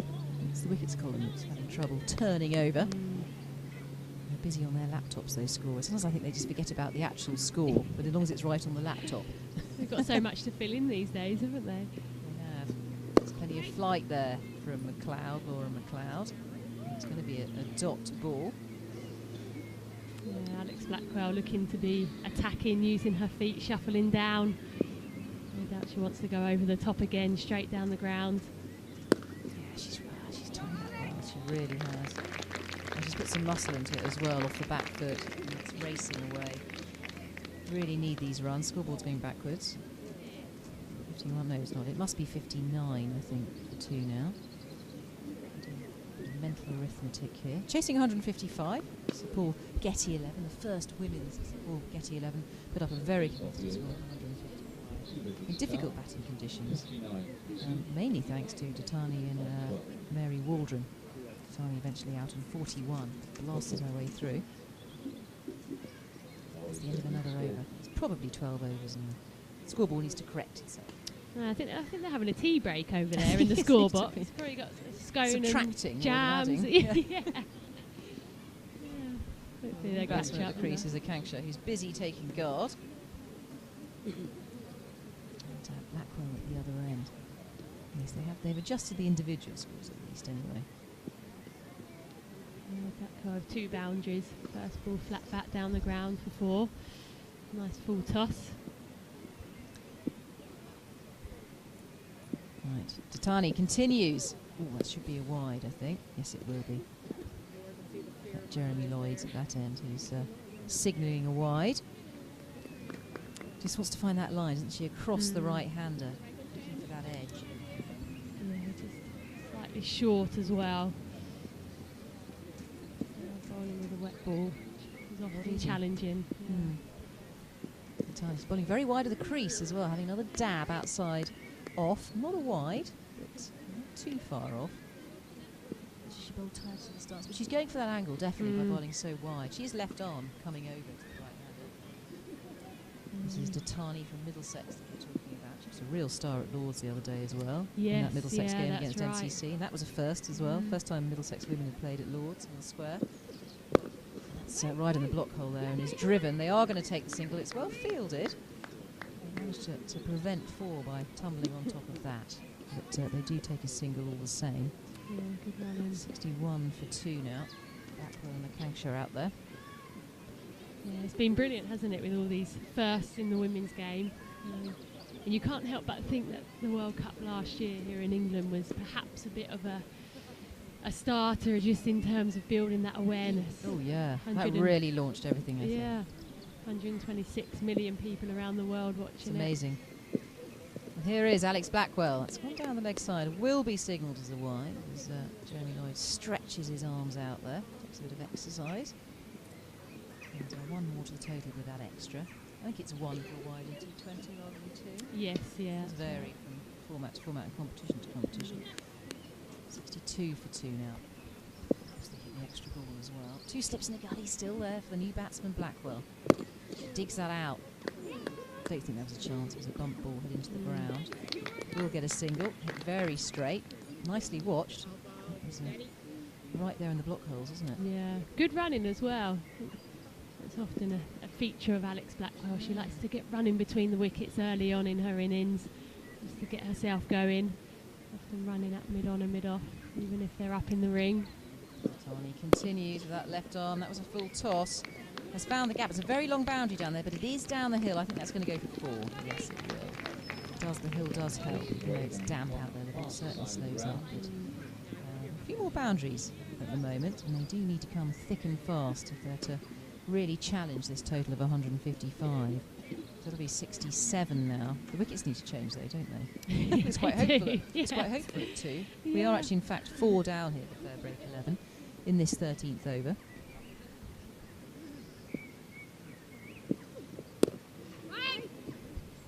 In there. It's tight to the stumps this time. Yeah, much tighter. Yeah, I think the run rate creeping up sometimes as the batters, you just have to take a few more risks, don't you? Got 3 slips in, leg side is looking nice and clear.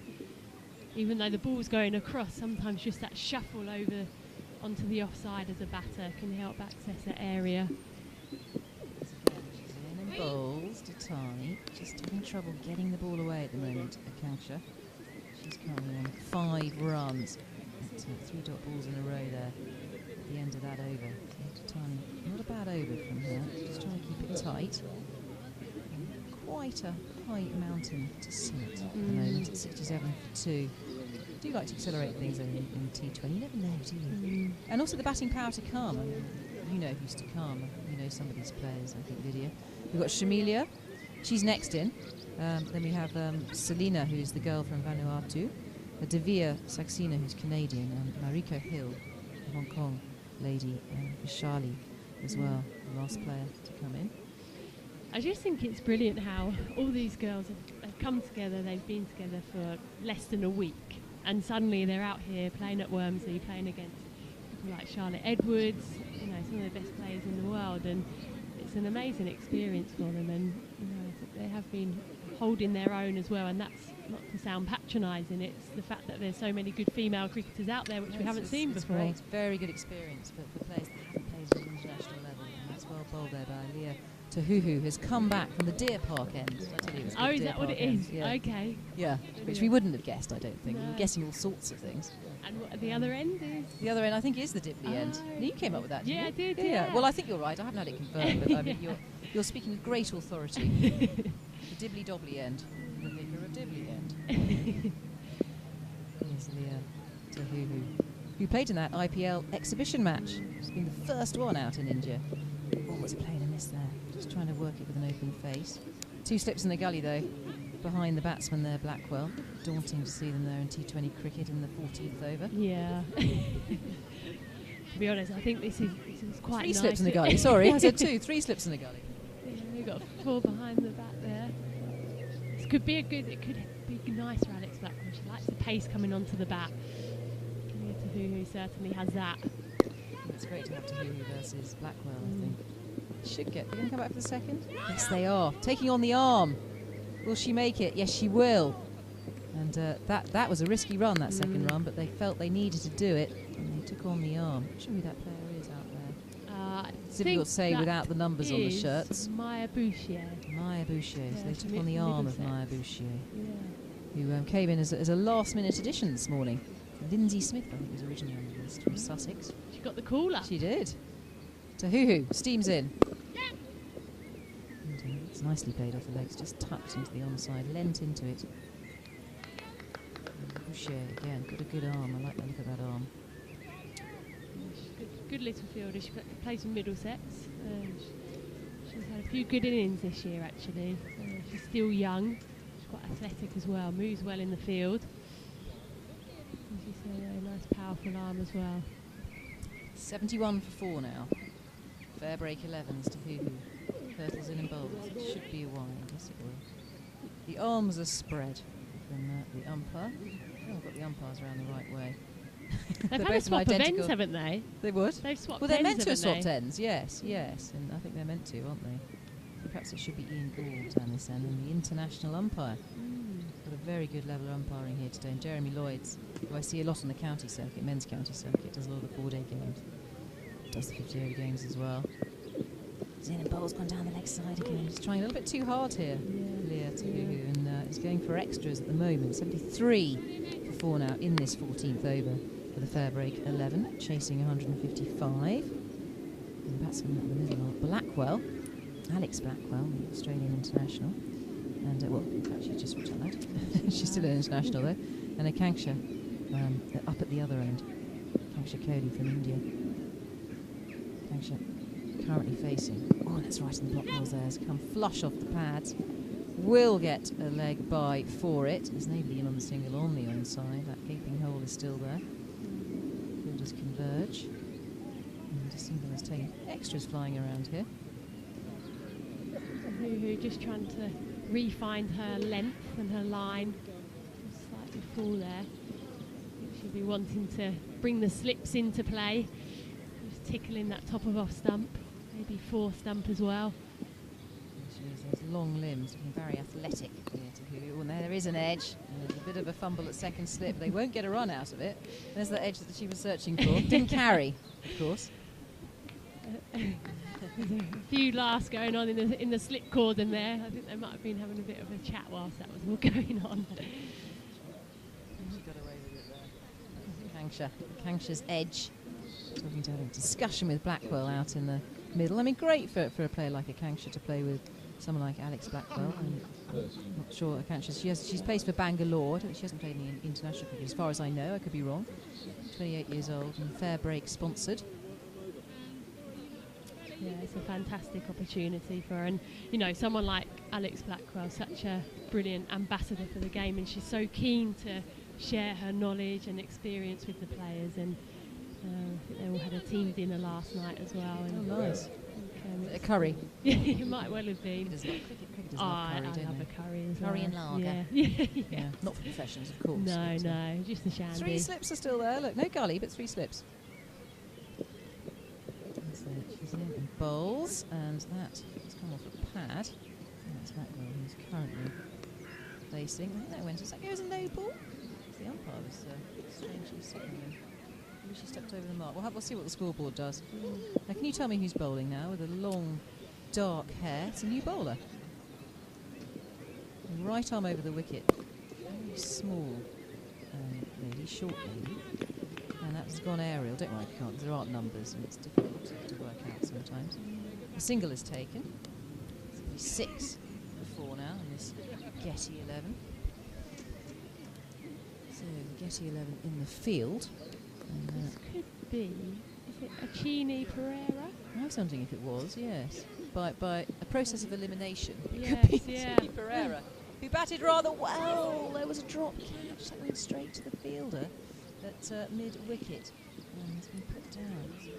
Drop catches so far in this side. Got to take them. But as you said, it's a heavy ball. It's got a lot of moisture in it. It's slippery. It's damp and greasy out there. And difficult. Although it was chest height.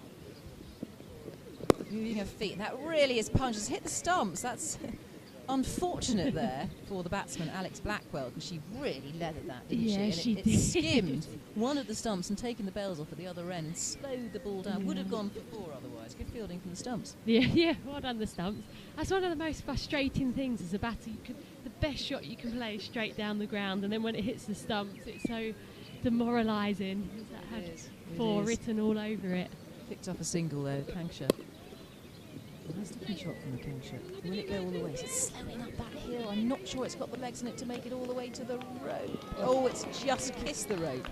Just got there. The crowd were on the edge of their seats watching that ball crawl up the hill in first gear. But it was a long chase, wasn't it, for the fielders? Yeah, it was 3 of them as well running after it. So Well, like the 100-metre them. sprint. But it has gone for 4, much needed runs. The scoreboard should tick on to 82 for 4. And Akanksha goes on to 10 with that. Strong outside the off stump. And she has. It's so funny, often in women's cricket, because there's no fanfare when there's a wicket. In men's cricket, they'd be screaming and shouting and people running all over the pitch. But that is a lovely looking ball. I think she played on. yeah, she might well have done. She looked like she was trying to drag it onto the leg side, just because that's where all the gaps are, but she couldn't quite get hold of it. And like you say, it could well have been an inside edge onto the stumps, but you know, she was trying to do the right thing, trying to get a bit of momentum going for her team, but unfortunately this time it hasn't quite paid off. And we're at 82 for 5 now to the 15th over, chasing 155. Quite a tough ask for the new batters coming in. Well, we think that's Pereira bowling that, don't we? That's where I would put my money if I was a betting person. She's an all-rounder and opened the batting earlier on for the Getty 11 and scored 22. And she was in the first wicket partnership of 57 with Aaron Brindle, so she certainly pulled her weight, so to speak. Yeah, she has. 82 for 5 now with the loss of the Akanksha wicket. She went for 10. Bowled by Pereira in this 15th over. You hear Gat's voice out there. Gat's voice. He's so social media. I think he's now president of the Paul Getty Foundation. The cricket part. He's got a lovely Getty pink shirt Cricket on Foundation. He makes a good president, does Gat. That was flicked. It's gone down leg. Let's see if it's come off a pad or something rather than the bat. They come back for 2. As the umpire creeps towards the scoreboard to make his signal.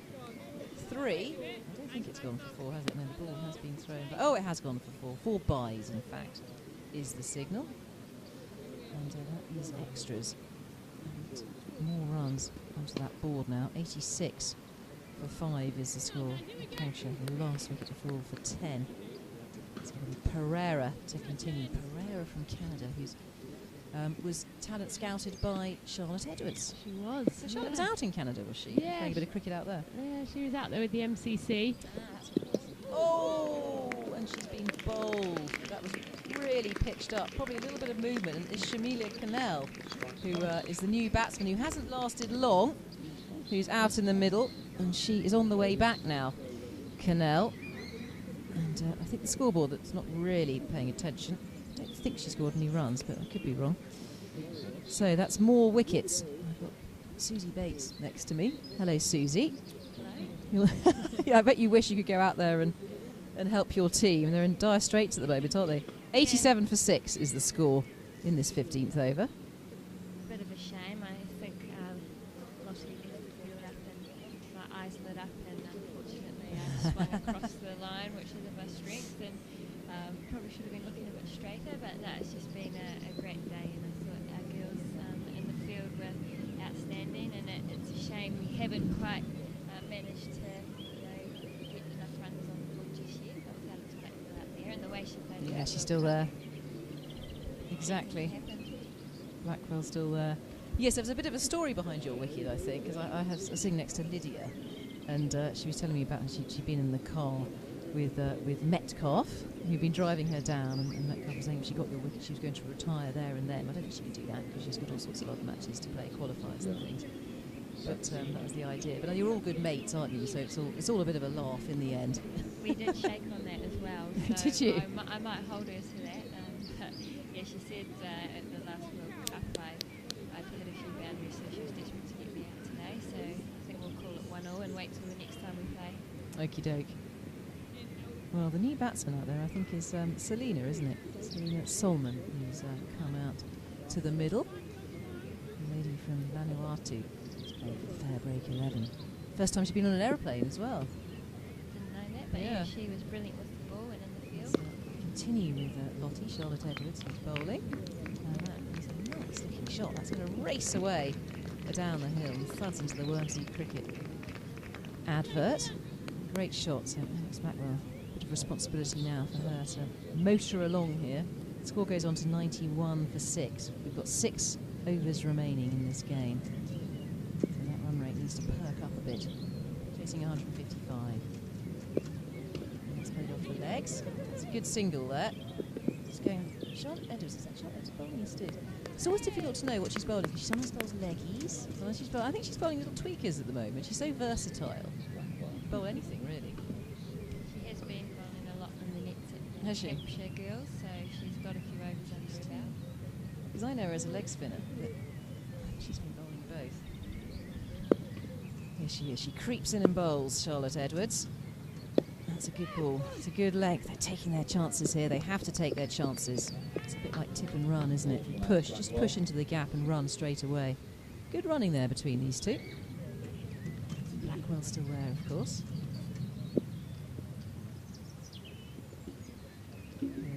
Edwards again, goes down on one knee, doesn't really get hold of it. Think about a run, but think not in the end, think better of it. Yeah, so Selena, the other batsman, from Vanuatu, she's at the non-striker's end.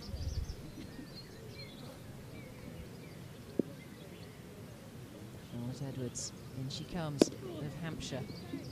That's pulled, just picking up. Frustrating here, got to get it through the ring. You're very good at seeing the gaps, focusing on those gaps and breaking the ring. Yeah, I think that's one of the skills. The Wormsley side, they hit the gap, and I think just for our girls, they probably don't play a lot of 2020 cricket, so it's a great opportunity on a really good outfield, and I think they'll take a huge amount of learning from this game. And I thought we were brilliant in the field, and perhaps that's the belief with the batting is something that the group can work on. Yeah, and I think with a group like that, having players like you and Alex Blackwell, and also Connell, is it Connell or Connell? Connell in the side. they're gleaning so much from you, so much experience in how you do play at the top level. You know, it is a different gear, isn't it, to what they're used to playing. And to play other women at that level, I think, is something that they'll take that away. That's the biggest thing they'll take away with them after this. It's going to be, that is Pereira bowling, isn't it? Right arm over the wicket. Another Canadian. Yeah, very talented. She was very impressive with the bat earlier on today, and she fit in any sort of, I think, under 17 team around the world. So it's And she's that young, is she? yeah, she's Pereira. just turned 16. Wow, that is young, isn't it? Here she goes. She's not very tall either. She looks about 5'2" from here. There's a shy at the stumps, stealing these singles. And go through for 1. 95 for 6 is the score here at Wormsley. It's the FairBreak 11 who are batting, chasing 155. We've got Alex Blackwell, the veteran at the crease. She's on 21. And Selina from Vanuatu, who just plays across the line there, but again, just picking out the fielder. That's a lovely throw. Direct hit, and square on as well, with only one stump to aim at. I think the batsman was safe. It's Alex Blackwell, isn't it, who's at the danger end there. They have hit the stumps a lot today, Yeah. perhaps something we didn't do in the field, but there's been some outstanding fielding all day. Right, Pereira from Canada to continue. Bowling from that dibbly end, and it's gone in the air. It should be caught straight to the fielders. A nice catch from Datani, who takes that safely. Easy catch in the end, chest height, just falls into her lap. And that's another wicket now. That's 7 down. And it's just a certain amount of pressure, really, on these batsmen.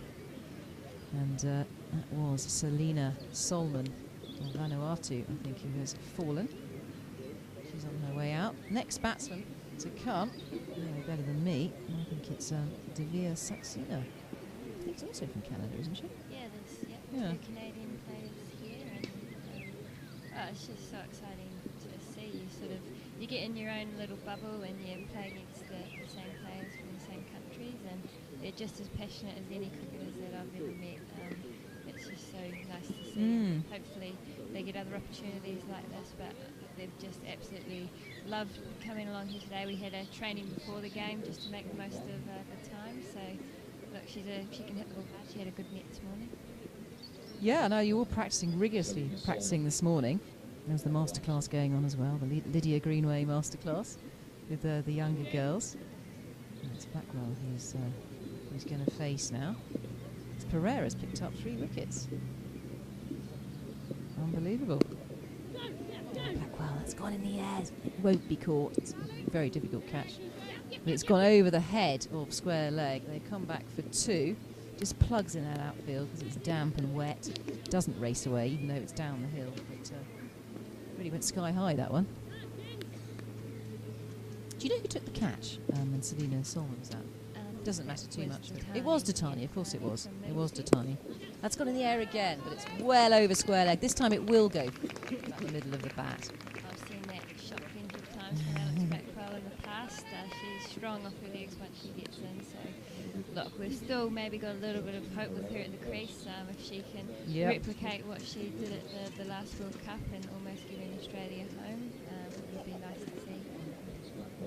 She's still there, thank goodness, for FairBreak 11. The experience of Alex Blackwell, who's the most capped Australian player. It's just so brilliant for our team to have someone like Alex. She had a bat in the nets this morning, giving the team throwdowns, coaching some of the players, and she's just got so much knowledge of the game. And she was always a really hard worker and a really well respected player. So the girls have been lapping it up. She loves to talk cricket, so they've been asking her questions 24/7. That's great.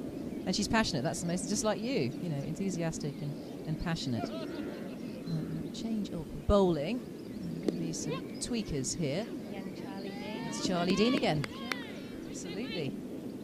This is Charlotte Edwards picking off the cream of her crop from Hampshire, the young players. Well, good for her. This is a great experience for teenagers who are playing county cricket.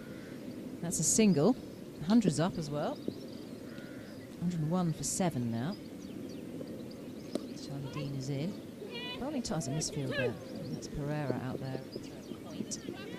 Won't go for 4 though. Hasn't got enough legs on it, so they come back for 2. She's got a good arm, Pereira. his wing back in. 103 for 7 now, 3 overs to go. And chasing 155, big ask. 104 for 7. Charlie Dean continues. She's in and goes. Oh, there's a big shout here. They've all gone up. Umpire Ian Gould, I think it is, this end, is unmoved. She is a very competitive character, Charlie Dean, and she's got a lot of variations, so I'm sure she'll use them all out there today, but a really talented, she's also only 17, so really well for us in Hampshire, and hopefully we'll see her play international cricket in the future. Here she is again, the young Charlie Dean. And that has gone straight to the fielder with extra cover, and it's fielded. Dot ball, don't want any dot balls at the moment. Big ask out there at the moment, 104 for 7, 3 overs remaining. Chasing 155. Alex Blackwell facing. Dean in from Hampshire. And we'll get a single, there's a misfield. Went to Tani, but there's a misfield. Will it go for 4? Will it cost? Yes, it will cost. Has gone for 4. It's a bit of relief there for the FairBreak 11, who are desperate for runs. 108 for 7 following that boundary, but it is slippery, isn't it? It's a greasy old ball in a wet outfield. Been pretty lucky to get a full game then. It sort of looked like rain all day, but such a beautiful ground, so very happy that we've been able to get out there, and it has been a little bit wet on top, but played pretty well. Oh, it's gone aerial, will it be caught? It's gone straight to the fielder. Pereira's dropped it! Oh no, that's 2 drop catches now. Really should have been taken. Again, it's a slippery ball, but it was looped up, didn't it? It was sliced away. There was a full shot there, and was sliced away. And really should have been taken. It was off the bat of De Vere Saxena, who's the new batsman, currently on 1. Has come in at number 9. And only would have finished off proceedings, I think. There would have been 8 down following that. Maybe she wanted a chance to bowl at Alex Blackwell and get her out with the ball. Yes, get the trophy wicket, as you were the trophy wicket, of course, the much sought after. As Pereira's in, bowls, has been hit over the ring. Lovely looking shot. That is a class shot, showing her international quality there. Alex Blackwell. Right. It's quite rude for girls, isn't it, to say slap? But no, you're right. But I mean, quite classic though, isn't it? The lofted drive. And she knows that both mid-off and mid-on are in the ring. She beats the ring. There's nobody out there. It's a very attacking field. It can be an attacking field, of course. There's another blasting shot. This time along the ground, all the way along the carpet for 4 runs. So that's 2 boundaries away. Never any fielders down there, so she keeps hitting that sight screen, and we get a few more boundaries over. We'll see how we can go in that last over. I think there's a chance still. We're staying in the game here. We've had 18 overs, and I think we've probably got 1 point something left. As Pereira bowls, it's too short, but she's onto it. We'll take the single. Blackwell just punches it because the fielder has dropped back to a wide-ish long on where it's fielded. And they go through for 1. So the total now 119 for 7, and Blackwell goes on to 45. 18 overs have bitten the dust so far. 2 overs remaining, chasing 155. Doing their best out there, these two, Blackwell and Saxena. As again, Pereira's in. This time it is pitched up, just finding the fielder there at mid-wicket. It's the only fielder really on the single. And it's cut off in its prime, that ball. Pereira continues. Very short Pereira, skiddy bowler at that sort of height. Still 2 slips in the gully. Or possibly a 3rd slip. No, gully, no gully. The girls might not want to move out of They're creaking, they're creaking. That's well played, because it's gone backward of square. Will it go down the hill for 4? That would go upstairs, wouldn't it, to the 3rd umpire, I think, that one. But it is dragged inside the ropes. A good effort with a full skid from the fielder down there. And 4 runs are saved. 2 are taken. De Vere Saxena will add. She goes on to 3 now. Blackwell at the other end. Really want to give Blackwell the strike at this point. 120 for 7. Oh, and she's been bowled. She's went all around the ball there, trying to work it in, because that's where the space is. That's where the gaps are on the onside. And has really worked her way around that ball, played around it. It's the end of De Vere Saxena, who I think goes for 3, or the scoreboard hasn't quite woken up. don't want to deprive her of runs. There's been some outstanding fielding on the boundary, so it's been one of the highlights. People really putting their bodies on the line. We had a girl chuck herself over one of the signage. Yes, I saw that. And She all right? yeah, she was fine, but you couldn't question the commitment. No. Well, that's 8 now, 8 down. 120 for 8. We've got 1 over and possibly two balls left remaining in this. So it's a lot of runs required off the last over.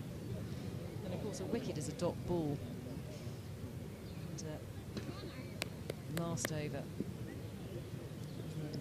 It's Pereira again.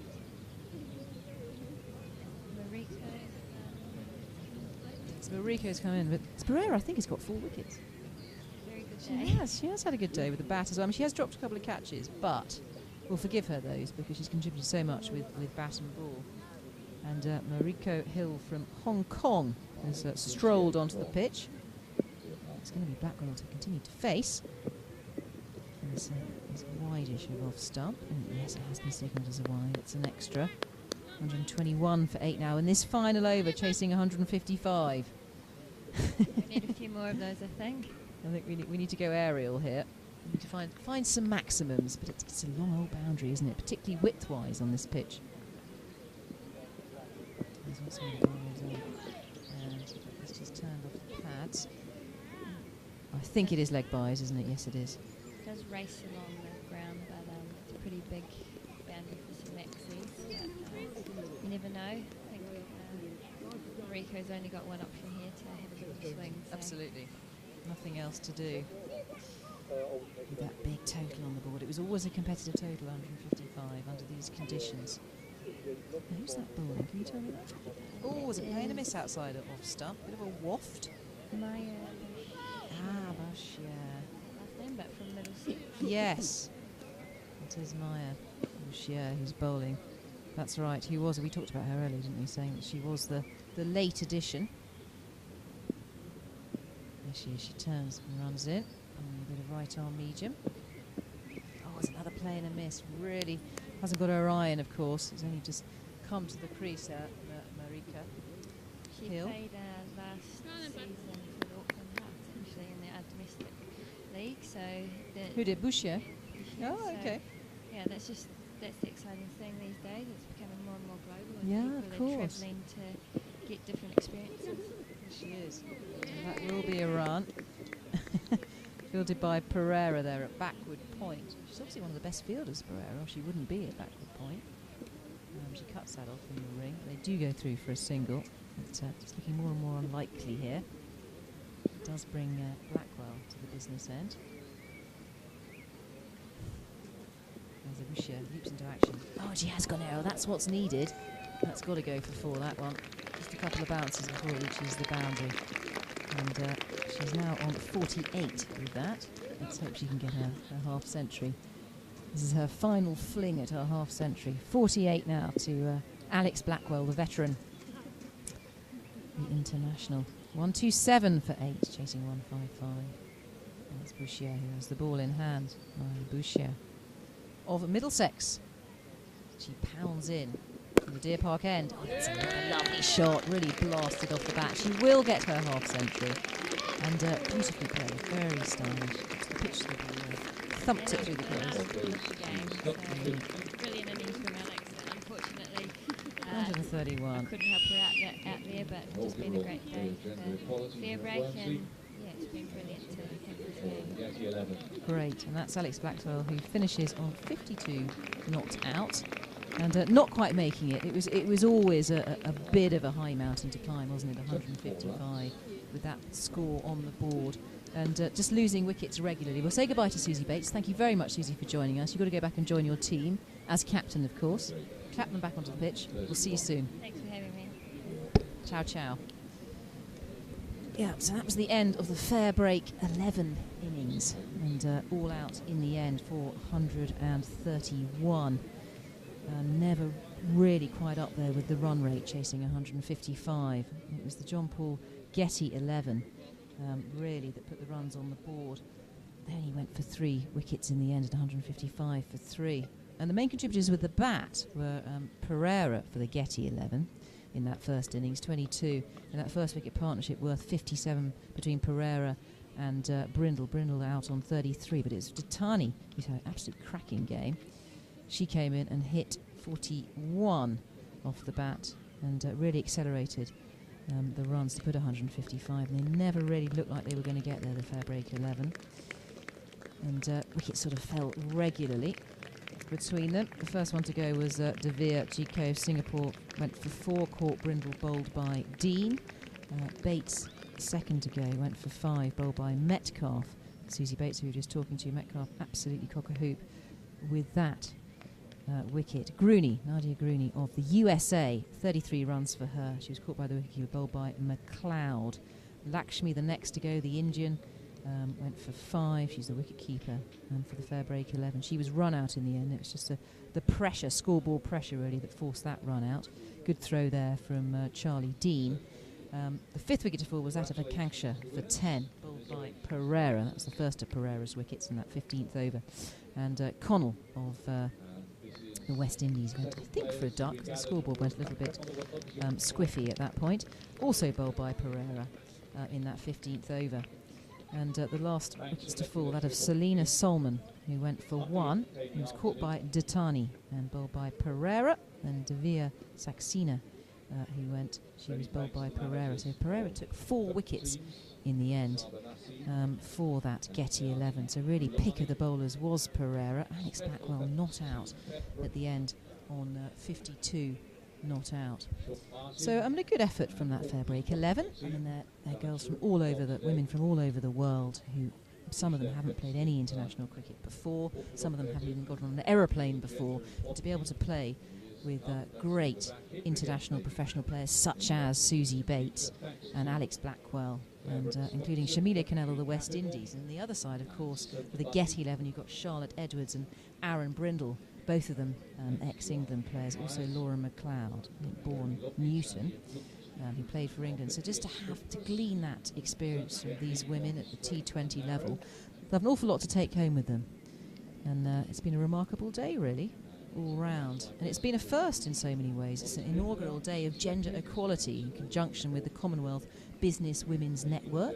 There was a very serious discussion this morning on equality and equity in the world of women's sport and business and media and education. Very lively discussion.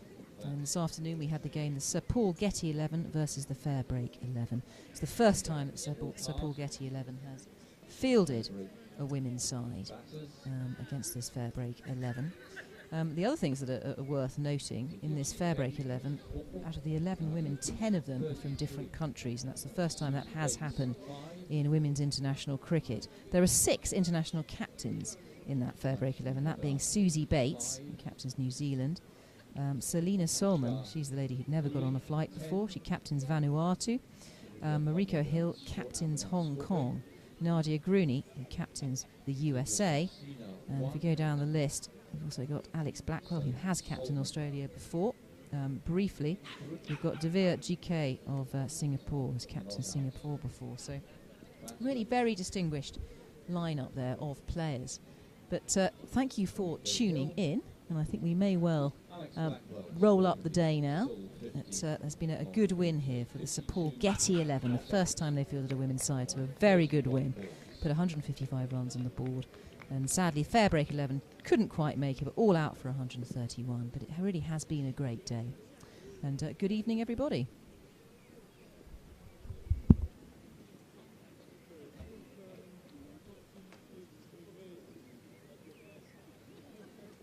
So 9 bowlers.